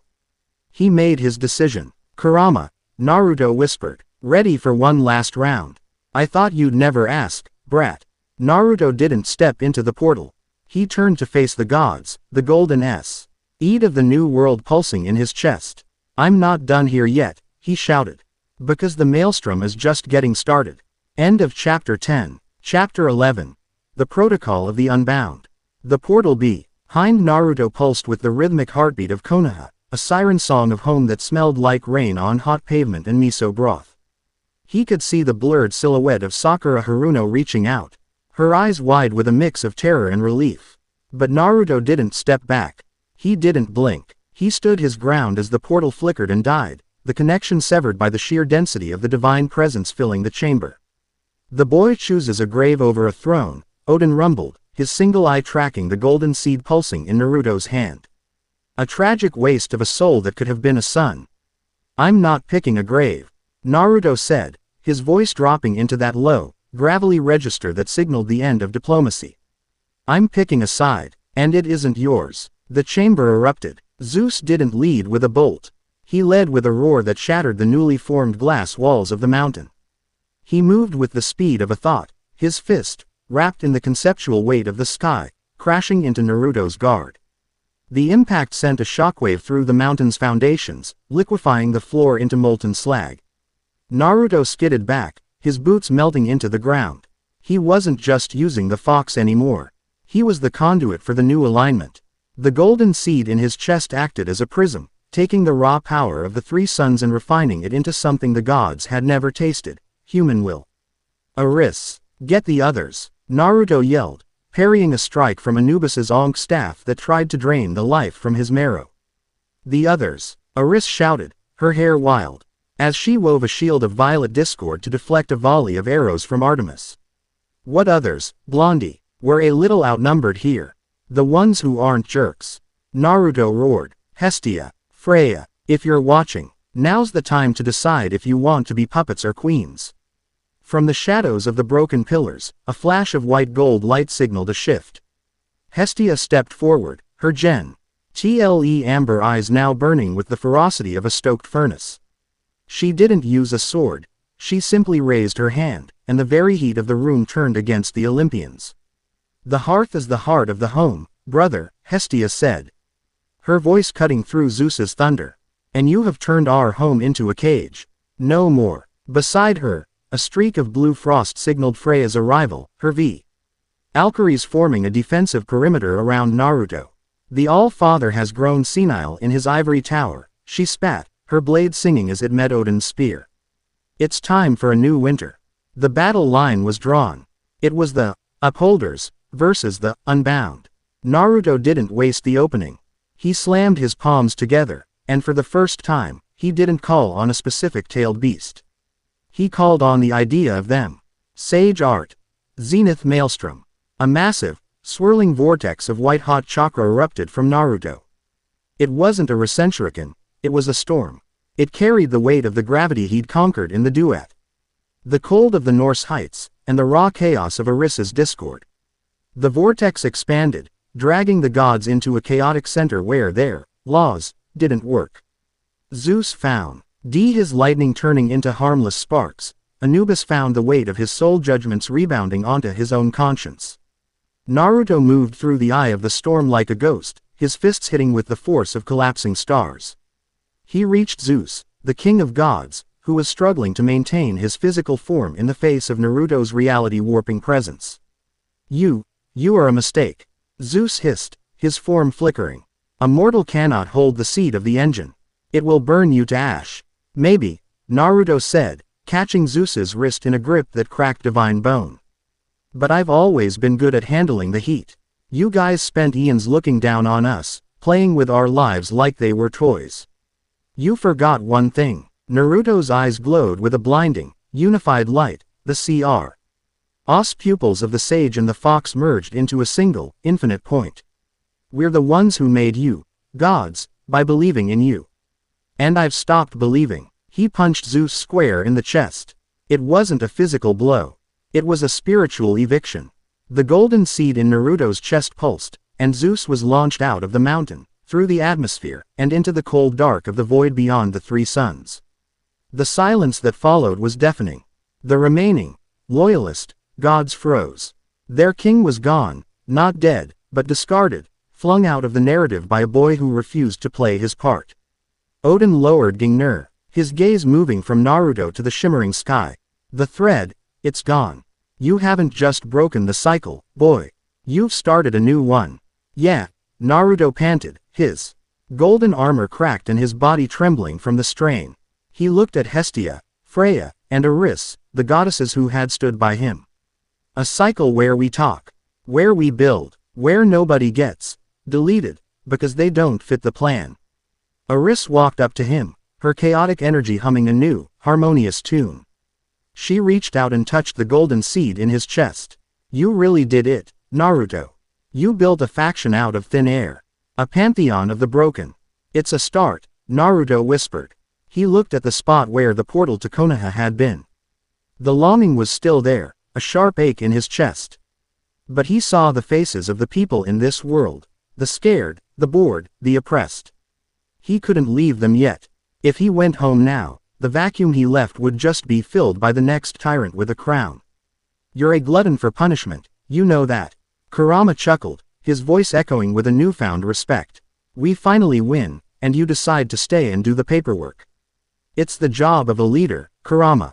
Naruto replied internally, a small, tired smile on his face. He turned to the gathered host of gods, the rebels and the defeated alike. He raised the golden seed high, its light illuminating the scrapyard until it looked like a garden in the making. My name is Naruto Uzumaki. He shouted, and this world is under new management. If you want to stay, you learn to live with the clutter. If you don't, well, the exit is that way. He pointed toward the void. Hestia stepped to his left, Freya to his right. Eris leaned against his shoulder, her smirk wider than ever. Naruto looked out over his new kingdom, a world of gods, a world of monsters, and a world that finally had a chance to breathe. The high heavens were gone. The maelstrom had arrived. End of Chapter 11. Chapter 12. The architecture of a new covenant. The scrapyard didn't stay a graveyard for long. When you have the power to rewrite the source code of reality, the impossible becomes just another chore on a Tuesday. Naruto stood on the precipice of the obsidian mountain, but the view had changed. The rusted gears and bone dust were gone, replaced by sprawling terraces of silver-leafed trees and rivers of liquid starlight that hummed with a low, soothing frequency. He had spent the last several cycles. Time was still a bit of a suggestion in this realm, knitting the shattered pieces of the pantheons into something functional. He wasn't a king. He hated the word. He was more like a foreman of the universe. You're brooding again, Blondie. It's not a good look. Gives you wrinkles. Naruto did. NT have to turn around to know it was Eris. She moved with a chaotic grace that still set his hair on end. She was wearing a dress that looked like a summer sunset caught in a hurricane, and she was tossing the golden seed, now a stabilized orb of pure law, up and down like a common baseball. Not brooding, Naruto said, his voice clearer than it had been since he arrived.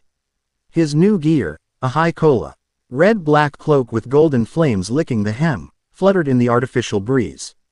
Just thinking, we've kept the peace for now, but the loyalists are regrouping in the outer void. Zeus isn't the type to take a hint, even after being punched into orbit. Let them come, a cool, sharp voice interrupted. Freya landed on the balcony, her Valkyrie wings shedding flakes of blue light that vanished before they hit the floor. She looked revitalized, her armor polished to a mirror finish. The Norse who followed me have fortified the Bifrost gates, and Hestia has turned the central plaza into a sanctuary that even Odin's ravens can't peer into. We aren't the fractured mess we were before. Naruto looked at the two of them, the goddess of discord and the queen of the Valkyries. If you had told him a month ago he'd be leading a faction of divine women against the creators of the universe, he'd have asked what was in your ramen. It's not just about defense, Naruto said, turning to face them. We need to bridge the gap. I can still feel the connection to my world. It's thin, like a single thread of chakra, but it's there. I need to make sure that whatever we build here doesn't accidentally crush them. You still want to go back, Freya noted, her icy eyes softening just a fraction. It wasn't jealousy, it was the realization that for all his power, Naruto was still anchored to a place they could never go. I have too, Naruto said, but I won't leave you guys holding the bag. If I go, I'm making sure this place can stand on its own. Spoken like a true leader, brat, Kurama rumbled. The fox was lounging in Naruto's mindscape, which had transformed from a sewer into a sun-drenched meadow. But we've got a leak. Someone's tapping the engine's reserves from the inside. Naruto's expression went stone cold. He looked at the golden orb in Arisa's hand. Aris, give me the seed. She handed it over, her smirk faltering. What is it? Naruto closed his eyes, pulsing his sage chakra into the orb. He didn't see the gears of the mountain, he saw a parasite. Deep within the foundations of their new world, a shadow was drinking the light. It wasn't Zeus, it wasn't Odin, it was something older. The void, Naruto whispered. When I broke the great silence, I left a door open. Something from the space between worlds is crawling in. The primordial chaos, Aris gasped, her face going pale. Before there were gods, there was the hunger. My father, Erebus. The sky above the three suns didn't turn dark, it turned empty. It was a color that hurt to look at, the color of nothingness. The silver trees began to wilt, their leaves turning into gray ash that didn't fall, but simply ceased to exist. From the center of the plaza below, a fissure opened. No fire, no smoke, just a silent, growing crack in reality. A figure emerged, or rather, the absence of a figure. It was a silhouette of absolute darkness, tall and jagged, with eyes that were white pinpricks of freezing light. My children play at being creators. The shadow spoke, and the sound made the obsidian mountain vibrate with a death rattle. You have built a house of glass on a sea of shadows. It is time to return to the silence. Not happening. Goth Dad, Naruto shouted, leaping from the balcony. He didn't wait to hit the ground. He manifested the golden Kurama avatar mid-fall, but this time, it was different. It wasn't just a fox of light. It was infused with the laws of the three suns. It had three heads, one of crimson fire, one of azure lightning, and one of violet gravity. The avatar slammed into the shadow being, the impact creating a silence of its own as the two forces of existence and non-existence collided. Hestia, Freya, protect the seed. Naruto's voice boomed through the fox's roar. Aris, you know his weaknesses, talk to me.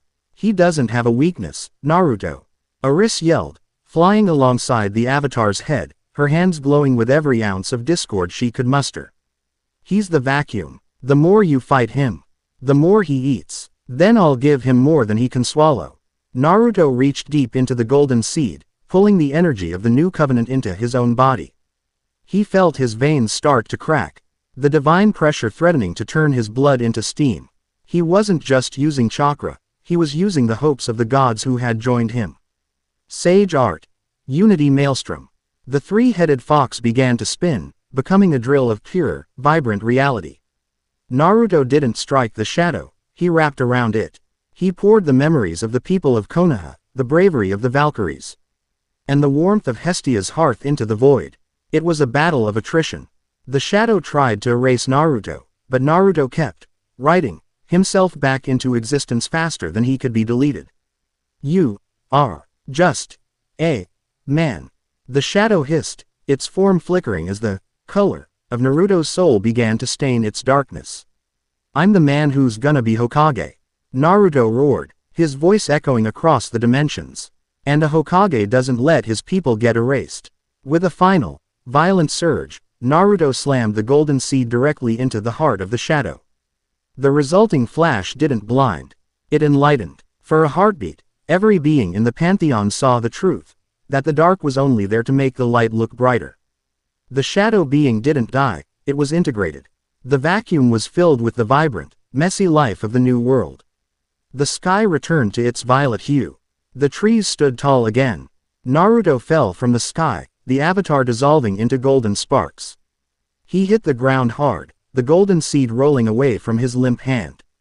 Eris, Freya, and Hestia were there in a heartbeat, kneeling around him. Naruto was pale, his breathing shallow. But he looked up at them with a weak, triumphant grin. Did we win? You saved us again, you idiot, Freya whispered, wiping a smudge of soot from his forehead. The covenant is sealed, Hestia said, placing a warm hand on his chest. The dark cannot touch us now. You have given the shadows a heart. Naruto looked at the three goddesses, the harem of the maelstrom, as Eris liked to joke, and felt a profound sense of peace. He had built something, not just a faction, but a family of legends. But as he looked at the golden seed, he saw a flickering image inside it. Sakura, Sasuke, Kakashi. They were standing around a memorial stone in Konoha, their heads bowed. The bridge was open. The time had come. I have to go, Naruto said, his voice steady despite his exhaustion. But I'm coming back. This world, it needs a foreman, doesn't it? Eris smiled, a tear tracing a path through the dust on her cheek. We'll be waiting, Naruto. And don't be late. The clutter gets messy without you. Naruto stood up, his hand reaching for the rift that was opening in the center of the plaza. He looked back one last time at the world of gods he had conquered and changed. Believe it, he whispered. He stepped into the light. End of Chapter 12. Chapter 13. The Echo of the Two Worlds. The transition wasn't a flash of light, it was a violent decompression. 1 second Naruto was standing in a plaza of living starlight surrounded by goddesses, and the next, he was being squeezed through a needle eye of reality. The scent of ozone and divinity was replaced by the smell of damp earth, iron, and the unmistakable biting chill of a forest at dusk. Naruto hit the ground of the elemental nations with the force of a meteor. The crater he left was 20 feet deep. He lay there for a moment, his lungs burning as they adjusted to the thin air of his home. Compared to the heavy, power-drenched atmosphere of the high heavens, this felt like breathing through a straw. His golden armor, he gift of the new covenant, shimmered and then faded, retracting into the seal on his chest as it went into a dormant state. He was back in his tattered orange and black, his skin covered in the soot of a dozen divine wars. Naruto. The voice was a whisper, fragile as glass. Naruto pushed himself up on shaking arms. Standing at the edge of the crater was Sakura Haruno. She looked older, maybe only a few months had passed. But the lines of grief around her eyes made it feel like decades. Her medical nin vest was stained, and her pink hair was hacked short, uneven and jagged. Beside her stood Kakashi Hatake, his one visible eye wide with a shock that bordered on terror. Hey, Naruto rasped, his voice sounding like it had been dragged over miles of gravel. He managed a weak, lopsided grin. Told you I'd be back. Sorry I'm late. The traffic was a real nightmare. Sakura didn't move for a heartbeat. Then, she let out a sob that sounded like it tore her throat open. She didn't walk. She lunged, sliding down the side of the crater and slamming into him with a tackle that would have winded a lesser man. You idiot. You absolute, loud-mouthed, grandstanding idiot. She screamed into his chest. her fists pounding against his shoulders before they finally went limp, clutching his rags. We thought the world was ending. You vanished, and then the sky started bleeding, and the stars weren't right. Naruto wrapped his arms around her, feeling the solid, grounding reality of her presence. I know, I saw it, but I fixed it, Sakura. I closed the hole. Kakashi descended more slowly, landing at the base of the crater. He looked at Naruto, not just at his face, but at the weight he now carried. The Naruto who had left was a hero. The Naruto who returned was a gravity well. He radiated a quiet, terrifying authority that made the very air around him hum. Naruto, Kakashi said, his voice steady but thick with emotion. What happened to you? Where have you been? Somewhere that doesn't have a name yet, Naruto said, helping Sakura stand. He looked up at the sky. It was dark, but the stars were the ones he knew. The three suns were gone, relegated to the realm he had just left. But the peace was short-lived. Naruto, look out, Kurama's voice roared, sharper than it had been in years. Naruto didn't even have to think. His body moved on instinct, fueled by the reflexes of a man who had traded blows with Zeus. He grabbed Sakura and Kakashi, vanishing in a yellow flash just as a pillar of obsidian glass slammed into the spot where they had been standing. The explosion of earth and stone sent a shockwave through the forest, leveling trees for hundreds of yards. Naruto reappeared 50 feet away, his eyes already shifted into the cross slits of his ultimate sage form. He looked at the source of the attack. Standing on the edge of the new crater was a figure draped in robes of shifting shadow. It wasn't a god from the high heavens, but it wasn't a shinobi either. It was a remnant, a shard of the erased, that had hitched a ride through the rift in Naruto's shadow. It looked like a distorted version of a white Zetsu, but its skin was etched with the glowing purple runes of the duet. The maelstrom brings the rot. With him, the creature hissed, its voice a discordant layering of stolen screams. I didn't bring it, Naruto growled, stepping in front of Sakura and Kakashi. The golden cloak flared to life, but it was different now, darker, more solid, the back of it emblazoned with a shifting seal that looked like the three suns. It followed me. It's a parasite from the space between.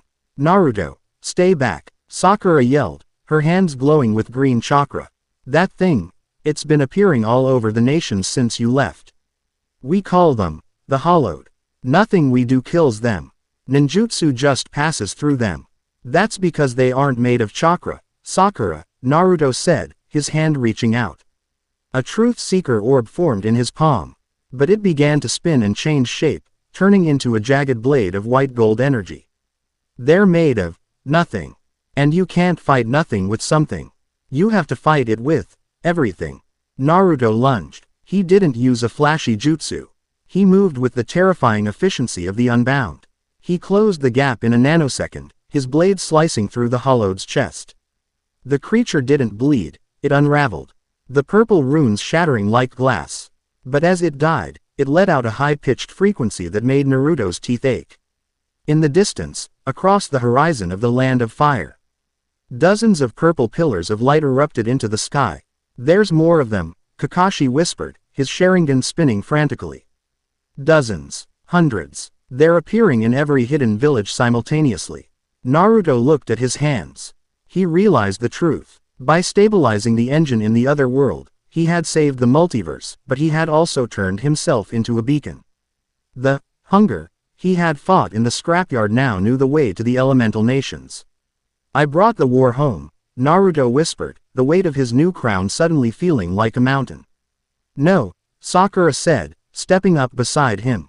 Her face set in that fierce, medic nin determination. You brought the solution home. We've been fighting a ghost for months, Naruto.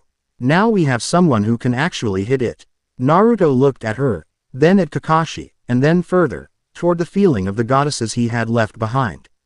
He could still feel the golden seed in his chest, pulsing in sync with Eris, Freya, and Hestia. They were holding the line on the other side, but the between was leaking. We need to gather everyone, Naruto said, his voice booming with the authority of the new covenant. The cage, the remnants of the Akatsuki, everyone who can still hold a kunai. This isn't a ninja war anymore. This is a war for existence. He reached into his chest, pulling a spark of the golden seed into his hand. He crushed it, and the light didn't fade. It turned into thousands of tiny, golden birds that took flight, racing toward the 5 great nations. What was that? Kakashi asked. A message, Naruto said. The king of the maelstrom is calling a meeting. And tell them to bring their best. Because we're going to have to do the impossible one more time. As the birds vanished into the night, Naruto felt a strange sensation. A ripple in the air behind him. He turned to see a faint, shimmering image of Eris, her eyes wide with mischief and worry. Don't get too comfortable, Blondie. Her ghost voice whispered in his ear. Because the girls and I are coming through. We decided we didn't like the decor in the high heavens without you. Naruto let out a short, dry laugh. The worlds were colliding. His harem of goddesses was coming to his home, and his home was being invaded by the void. Fine, Naruto muttered, cracking his knuckles. The more the merrier. Let's show these hollowed bastards how the Uzumaki faction does business. He looked at Sakura and Kakashi, his eyes burning with the fire of 2 worlds. Let's go. We've got a world to save. Again. End of Chapter 13. Chapter 14. The Convergence of Legends. The Hidden Leaf Village didn't look like the sanctuary Naruto remembered. It looked like a fortress under siege by a nightmare. The sky above Konoha was bruised. A swirling vortex of violet and charcoal where the hollowed were attempting to tear a permanent hole in the sky. Naruto stood atop the reconstructed Hokage rock, his cloak snapping in a wind that tasted like static and old copper. Beside him, the other 4 Kage stood in a grim semicircle. Gaara, Mei, and Onoki, all of them looked haggard, their chakra reserves battered from weeks of fighting an enemy they couldn't touch. You've grown, Uzumaki, the Raikage grunted, his arms crossed over his massive chest. And you smell like thunder and things I don't want to name. But unless you brought an army of ghosts with you, we're just delaying the inevitable. My men are hitting these things with everything, lightning style, physical strength, and it just slides off 'em like water on grease. I didn't bring an army, Naruto said, his gaze fixed on the violet vortex. I brought the source. Suddenly, the air behind them didn't just ripple, it tore. A pillar of absolute white flame erupted in the center of the rooftop. Followed by a blast of blue frost and a shockwave of pure, chaotic purple energy. The cage jumped back, hands forming signs, but Naruto didn't move. He just stepped forward, a small smile breaking through his serious mask. From the light stepped Hestia, her amber eyes glowing with a protective warmth that pushed back the chill of the hollowed. Beside her, Freya unsheathed her sword of northern lights, the blade humming with a killing intent that made the Raikage's hair stand on end. And finally, Eris sauntered out, her chaotic red-gold hair wilder than ever, looking at the stone faces of the Hokage rock with an amused smirk. Nice place, Blondie, Eris remarked, eyeing the carved faces. A bit narcissistic with the mountain carving, but I dig the vibe. What are these women? Mei Terumi asked, her eyes narrowing as she sensed the sheer, crushing density of their power. They didn't feel like shinobi, they felt like fundamental forces of nature wrapped in silken steel. These are my allies, Naruto said, his voice carrying the weight of the high heavens. Hestia, Freya, and Eris. They're the reason the stars are still in the sky. And they're here to show you how to kill a ghost. Quote, blasphemy, a distorted voice hissed from the sky. The violet vortex expanded, and a great hollowed, a creature 30 stories tall, looking like a skeletal fusion of a dragon and a man, descended toward the village. Its very presence caused the stone buildings of Konoha to begin to unright themselves, turning into gray dust. That's the big one, Naruto noted, his eyes turning into the lethal cross slits of the sage. Freya, take the flanks. Hestia, stabilize the village, keep the reality from dissolving. Eris, you're with me. We're going for the core. Orders from Immortal, Freya teased, her wings of blue ice flaring to their full, magnificent span. I could get used to this. She took to the sky like a blue comet, her Valkyrie-enhanced blade slicing through the smaller hollowed minions with a frequency that didn't just cut, it erased their erasure. Hestia knelt on the roof, placing her palms against the stone. A dome of soft, golden fire erupted, covering the entire village. Everywhere the light touched, the gray dust turned back into solid wood and stone. The wounded shinobi in the streets felt their life force return, their shatter. Bones knitting back together under the goddess's hearth fire. Ready, Discord? Naruto asked, his golden cloak manifesting in its full, three-sun glory. Born ready, Maelstrom, Aris grinned. They lunged. Naruto didn't use the fox avatar yet. He moved as a blur of gold, his hands weaving a complex series of seals that didn't belong to any hidden village. Uzumaki divine style. Reality anchor Recentrican. He launched the spinning blade of white gold energy. As it flew, Aris clapped her hands, infusing the jutsu with a spark of pure chaos. The Recentrican didn't just spin, it began to glitch, appearing and disappearing. Bypassing the Great Hollowed's conceptual defenses. It slammed into the creature's chest, and instead of an explosion, there was a correction. The Hollowed's dark mass began to turn into solid, tangible matter, flesh, bone, and blood. It screamed, a sound of wet tearing, as it suddenly became subject to the laws of physics. Now, everyone, Naruto roared. The five Kage didn't hesitate. They saw the opening. Particle style. Atomic dismantling jutsu. Lava style. Rubber wall. Water style. Water dragon bullet. Sand tsunami. The combined might of the element. Tall nations slammed into the now solid monster. But the beast was still a shard of the void. It swung a massive, shadowy limb, swatting the Kage away like flies and turning its sights on Naruto. You stole the silence. The beast bellowed, its voice vibrating the very atoms of Naruto's body. And I'm keeping it, Naruto countered. He tapped into the link with his goddesses. He felt Hestia's warmth, Freya's cold precision, and Aris's wild energy flowing into the golden seed in his chest. He reached out his hand, and the Truth Seeker orbs didn't just circle him, they merged into a single massive spear of obsidian and starlight. This is for everyone you tried to delete. Naruto threw the spear. It moved through the air not as a projectile, but as a rewrite. Everywhere the spear passed, the sky turned back to a deep, healthy blue. It pierced the Great Hollowed's heart and erupted out the back, turning the monster into a pillar of pure, white light. The creature didn't just die, it was redeemed. The energy it had stolen from the world was released back into the atmosphere, a rain of golden sparks falling over Konoha. As the vortex in the sky closed, the silence that followed was heavy. Naruto landed back on the Hokage rock, his breathing heavy, his cloak tattered. Aris landed beside him, leaning her head on his shoulder. Phew, your world is a workout, Naruto. The air is so thin.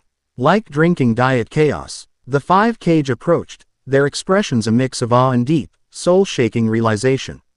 They looked at the three goddesses, then at Naruto, the boy who had been a pariah and was now something they didn't have a word for.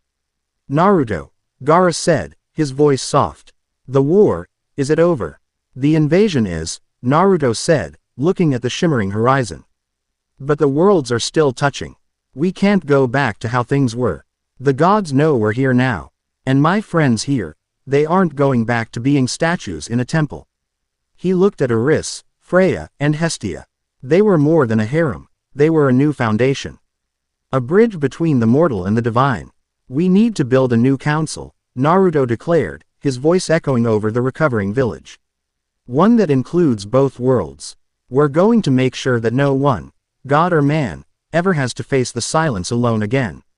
But as the sun began to set, casting long, orange shadows over the leaf, a chilling realization hit Naruto. He looked at the golden seed in his hand. It was cracked. The battle hadn't just saved the world, it had weakened the barrier to the one place Naruto had hoped to never see. The void wasn't just a place. It was a person. And he was coming. Naruto, Aris asked, sensing his sudden dread. What's wrong? The door, Naruto whispered. It didn't just close. It broke. And something is coming through that makes the high heavens look like a playground. From the shadows of the forest, a single figure emerged. It wasn't a monster. It was a man with long, spiky black hair and eyes that held the pattern of the end of time. Madara Uchiha had returned, but he wasn't a ghost anymore. He was draped in the same nothing that the Hollowed were made of. The Maelstrom has built a beautiful kingdom, Madara said, his voice a smooth, terrifying silk. It will be a shame to watch it burn in the true night. Naruto stepped forward, his fists clenching as the final battle finally showed its face. End of Chapter 14. Chapter 15. The Requiem of the Maelstrom. The air over Konoha didn't just grow cold, it ceased to exist. Madara Uchiha stood at the edge of the Hokage rock. But the man who had nearly unmade the world during the Fourth Shinobi War was gone. In his place stood a silhouette of absolute negation. He was draped in robes made of the true night. And his eyes, once the proud Rinnegan, were now twin singularities of white void. He was the avatar of the hunger, the final answer to the question of existence. You went to the heavens to find power, Naruto, Madara said. His voice echoing from everywhere and nowhere. But you forgot that the higher you climb, the deeper the shadow you cast. I am that shadow. I am the silence you tried to cancel. Naruto didn't hesitate. He didn't give a speech. He didn't look for a peaceful resolution. He knew that some things in the multiverse didn't want to be understood, they just wanted to eat. Hestia, protect the villagers. Freya, Aris, with me. Naruto's golden cloak didn't just flare, it detonated. He tapped into the absolute core of the golden seed, merging the Nine Tails chakra with the laws of the three suns. He became a titan of incandescent light, his nine tails turning into whips of solar flare that licked the sky. Madara moved. It wasn't a shunshin, it was a deletion of distance. He appeared inches from Naruto. His hand, blacker than a dead star, reaching for Naruto's throat. Freya intercepted him, her blade of northern lights clashing with Madara's shadowy palm. The sound wasn't a metallic ring. It was the scream of reality being torn. You were nothing but a ghost in a stolen shroud. Freya roared, her Valkyrie wings shedding feathers of blue fire that burned like phosphorus. And you were a relic of a dying dream. Madara countered, his hand closing around her blade and shattering the divine metal like glass. Aris lunged from the side, her hands glowing with a chaotic violet frequency that should have scrambled Madara's atoms. How about some discord for that ego, you spiky-haired freak? The chaos hit Madara, but he didn't stumble. He absorbed it. The void within him didn't care about order or chaos. It only cared about the end. He backhanded Aris with a surge of nothingness that sent the goddess of discord crashing through the stone faces of the Hokage rock, her scream cut short as she hit the debris. Aris, Naruto bellowed. The golden fox avatar manifested, but this time, Naruto didn't stay inside the head. He fused with it. He became a three-headed, six-armed god fox of the maelstrom. His body a blinding white gold. Sage art. Genesis Recentrican. Naruto formed 6 massive spheres, each infused with a different element of the new covenant: life, law, fire, ice, chaos, and will. He slammed them all into Madara at once. The explosion leveled the entire mountain. The shockwave was felt in every corner of the elemental nations, a pillar of light that RCED the clouds and reached into the high heavens. When the dust settled, Naruto stood in the center of a mile-wide crater of glass. He was panting, his cloak flickering, his skin cracked and bleeding golden light.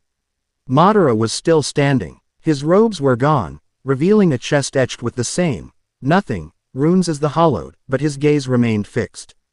Is that the best the king of the maelstrom can do? You give them hope, Naruto. But hope is just a delay of the inevitable. Madara raised his hand toward the sky. The violet sun from the other world appeared in the atmosphere of the leaf, but it was turning black. He was pulling the alignment into the physical world to use as a hammer. Naruto. Hestia's voice whispered in his mind. She was kneeling at the edge of the crater, her hands maintaining the shield over the village, but she was fading. The seed, it's the only way. You can't kill the dark. You have to integrate it. She's right, brat, Kurama growled, his voice vibrating with a final desperate resolve. We can't win a fight of power. This isn't a ninja fight anymore. It's a soul fight. You have to give him everything. Not just the good stuff. The pain, the loss, the failure. Give him the human he's trying to delete.